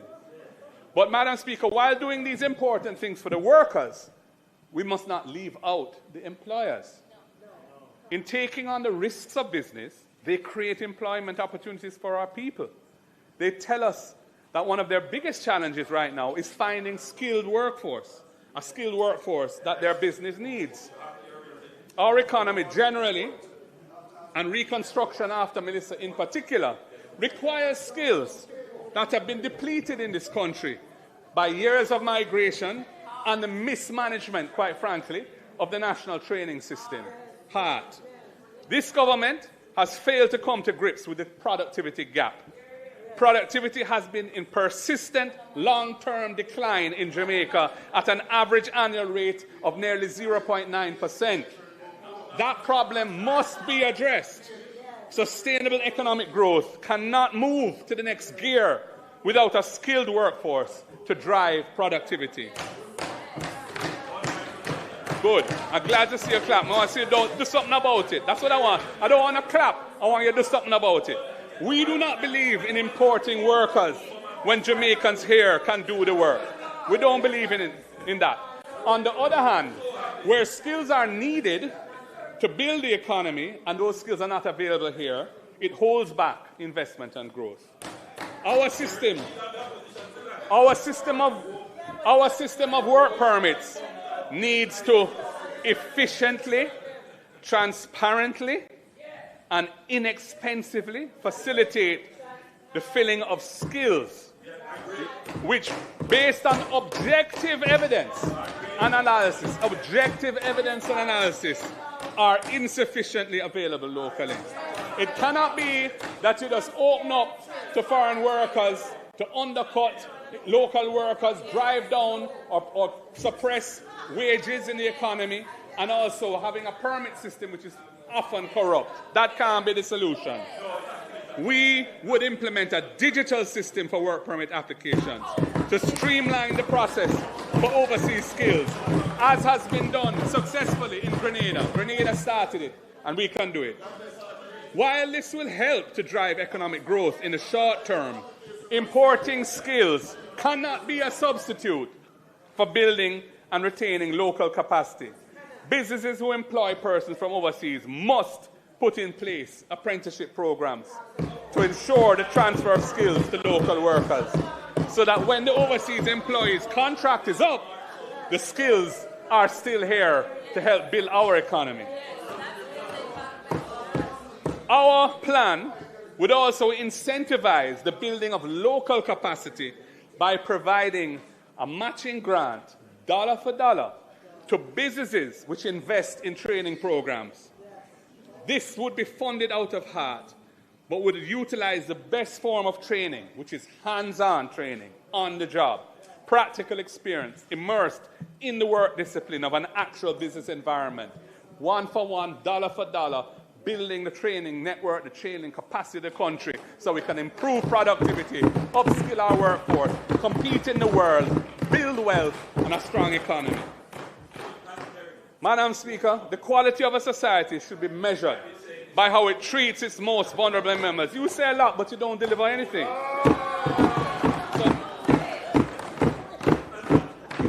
Our senior citizens, much of whom have spent their working lives building this country, too often struggle to access their pensions on time. Persons with disabilities face barriers in transportation, housing, education, employment, and daily life. Survivors of domestic violence seek shelter and find waiting lists. That's what's happening.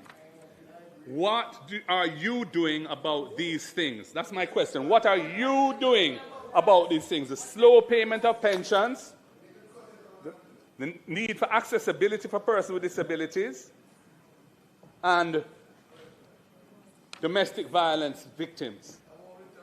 Strengthening our social safety net should be a critical part of building back better. We would recognize and prioritize timely delivery of pension payments and increase the tax exemption on pension income, recognizing that our seniors have paid their dues and deserve to live with dignity. That should be done. We would be making real positive change. We would establish a national disability fund, allocating, again, $1 billion annually to support persons with disabilities. You see, when you target resources, it's not huge sums of money, but when they're targeted to areas of need, it can really make a massive difference. And that's what needs to happen.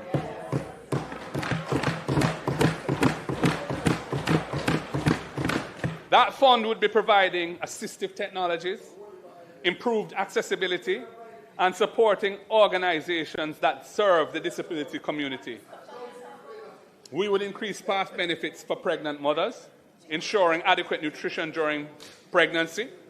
We would establish support centers in every parish for survivors of domestic and gender-based violence, providing safe havens, counseling, and legal support. Every parish should have a center for that type of care and protection, because gender-based violence is a big problem right across the country. We recognize that important, unsupported social outreach of the church community and other faith-based organizations. We recognize how important that is. They assist vulnerable Jamaicans, especially in underserved communities. We would be establishing a faith-based community transformation fund, funded with $1 billion annually, to support the programs of churches and faith-based organizations that strengthen families, that promote economic resilience, and build community cohesion. They are filling a massive gap in underserved communities, but they struggle. They could do so much more. They have the wherewithal, they have the good intent, they know the people on the ground. The state should get behind them and help to make them make a big difference. Madam Speaker, these are measures that would build back better than before. Now, all well-thinking Jamaicans, welcome and celebrate the significant fall in murders in Jamaica over the past 2 years. And that is after 8 years of questionable policies, using states of emergency as a routine policing tool that the Constitutional Court has ruled to be unlawful. I once again want to extend congratulations to the Commissioner of Police and those brave and selfless police officers for this significant achievement. respect is due to them. Madam Speaker, the policy of focused deterrence, which we have been calling for some time, has brought results. However, few people are comfortable. Few people are comfortable with a very high level of police fatal shootings. Sometimes in circumstances where there are no living witnesses other than the officers involved. Sustained success in law enforcement. Sustained success in law enforcement requires the support and buy-in of the local population. It does. You can't have a sustained program without the support of the local population. And that support will be at risk if there is a feeling that accountability and justice are being sacrificed. And I've experienced this recently in my own constituency. It's a matter that is probably going to be before the court and so on. I'm not going to speak to it in detail. This is why I once again call for the introduction of body-worn cameras, especially on special operations, when many of the controversial fatal shootings take place. It is not happening. Don't tell me it's happening. Body-worn cameras have been successfully used overseas and are now the norm in several jurisdictions. Madam Speaker, the Jamaica Constabulary Force will benefit. The force will benefit from the enhanced confidence that it will bring among the population when they are assured that there is accountability on both sides for what happened and that they are here to serve and protect. It is a win-win, and I encourage the police to roll it out quickly. Madam Speaker, thousands of Jamaicans are trapped in a cycle of debt, which prevents them from moving forward. They owe property taxes, they owe traffic tickets, they owe water bills, they owe student loans. Interest and penalties have often grown larger than the original debt, and they cannot see a way out. Providing a genuine second chance to these Jamaicans so that they can start over again is a powerful way to build back better than before. We should offer them a second chance for a clean slate. We would give people some room to restart and recover. We would forgive outstanding interest and penalties owed to the government on these debts. And we would provide a moratorium payment for the repayment of principal. This is an investment in economic activity. When people are freed from the weight of unpayable debt, they can start to build back their lives. Most often, they benefit from learning where they went wrong before and avoiding repeating those past mistakes. You won't get 100% improvement, but in any good idea, if you're getting majority benefits, and that's worth doing, many will start businesses. Some will buy homes. They will contribute to the economy. Madam Speaker, clean slate is not just compassionate. It is economically sound. It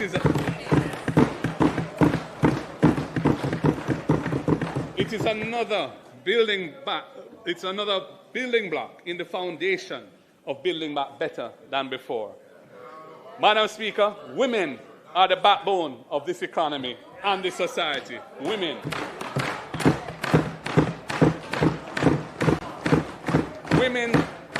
Women run our markets. Women create new businesses as entrepreneurs, including in agriculture. They staff our hospitals. They lead our classrooms.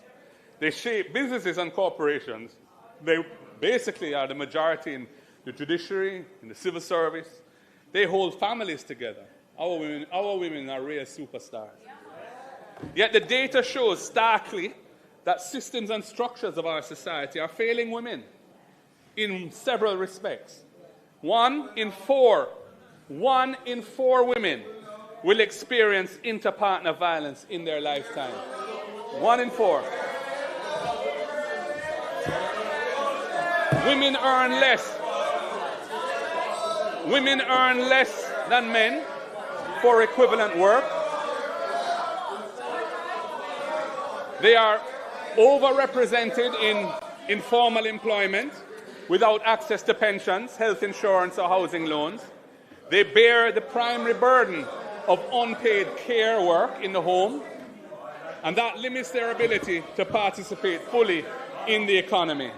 And when disaster strikes, as it did with Hurricane Melissa, women and girls are disproportionately affected, facing increased risks of violence, displacement, and economic insecurity. I want to say, what are you doing about this? Concrete, measurable action is needed. We would tackle gender-based violence as the national emergency it is. We would launch a national mobile app for the immediate reporting of gender-based violence, integrated with emergency services and local shelters. We would establish special victim support centres, as I've said, in every parish, providing safe havens. You see me? Me love my food, and my ketchup run the flavour in so many ways. Miss Power, I want to turn up your food, sir. My secret ingredients, just tomato ketchup, run the flavour. Richer, thicker, and more affordable. You know the ketchup. We would strengthen the economic empowerment of women. Our 3-year tax holiday would help women-owned enterprises to step out of the shadows and into the formal economy, earmarking 15% of government contracts for MSMEs would create new opportunities for women entrepreneurs. Our Clean Slate program, forgiving interest and penalties on debts owed to government, will disproportionately benefit women as they are overrepresented among micro entrepreneurs and informal workers. And our policy to remove tax from overtime pay for persons earning up to $6 million a year would put more money in the pockets of working women.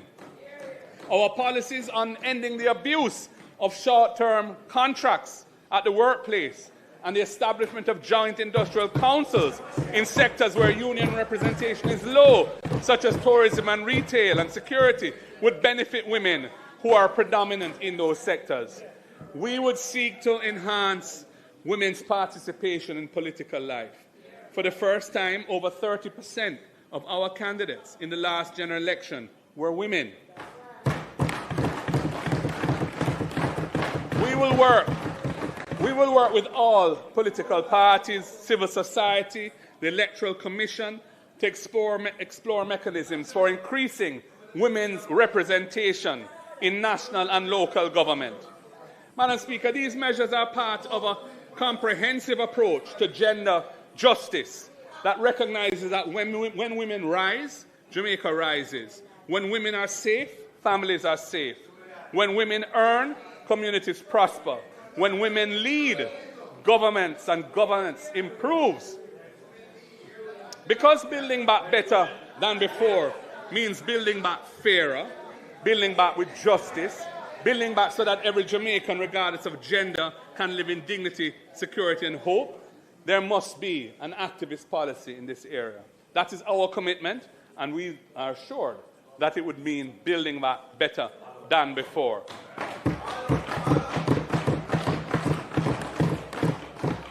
Madam Speaker, in 6 months, Jamaica has endured a ferocious hurricane that has tested our national will and our resilience. The war in the Middle East will reverberate across the globe to our shores, threatening supply chains, pushing up prices, making daily lives even harder. The coming months and the coming years will require many decisions that will test our judgment. This is not the time for lazy thinking, for complacency in how the country is governed. As we have shown in this budget debate, there is a better way that things can be done, from the design of the budget itself to the prioritization of things that can make Jamaica stronger and make life better for our people. As this budget debate has shown, there is a genuine alternative to the status quo, an alternative that actively builds on the solid foundation of fiscal stability and brings hope to our people. Jamaica's economy does not need to just drift slowly along as the dreams of our people take them overseas. Now is the time to build back better. It is not just a slogan. It is a call to action for Jamaica to step up its game, do the things and make the changes that will bring a positive difference to our reality. We have put in the time and effort to show that there's a better way forward for Jamaica. We are ready to confront and overcome the challenges and deliver strong and inclusive national development. Yes, it is possible to build a Jamaica where every child can learn, where workers earn value for their effort, where businesses can grow, where each family can own a home, and where every citizen can live with dignity. May God bless the people of Jamaica and this beautiful land we call home. Thank you.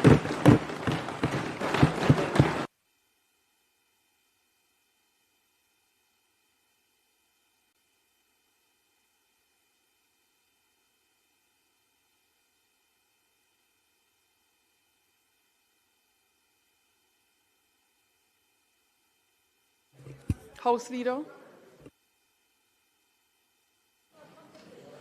Madam Speaker, we thank the Leader of the Opposition for his presentation. We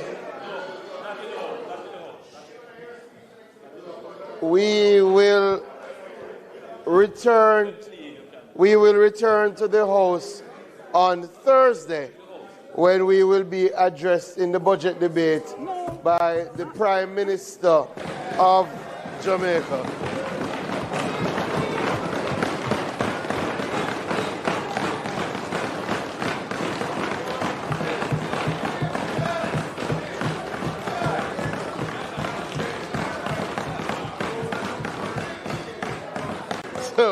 Madam Speaker, so we now move to suspend the budget debate and return on Thursday, and it is intended to do no further business today. So I ask that the House be adjourned until Thursday, March 19 at 2 p.m.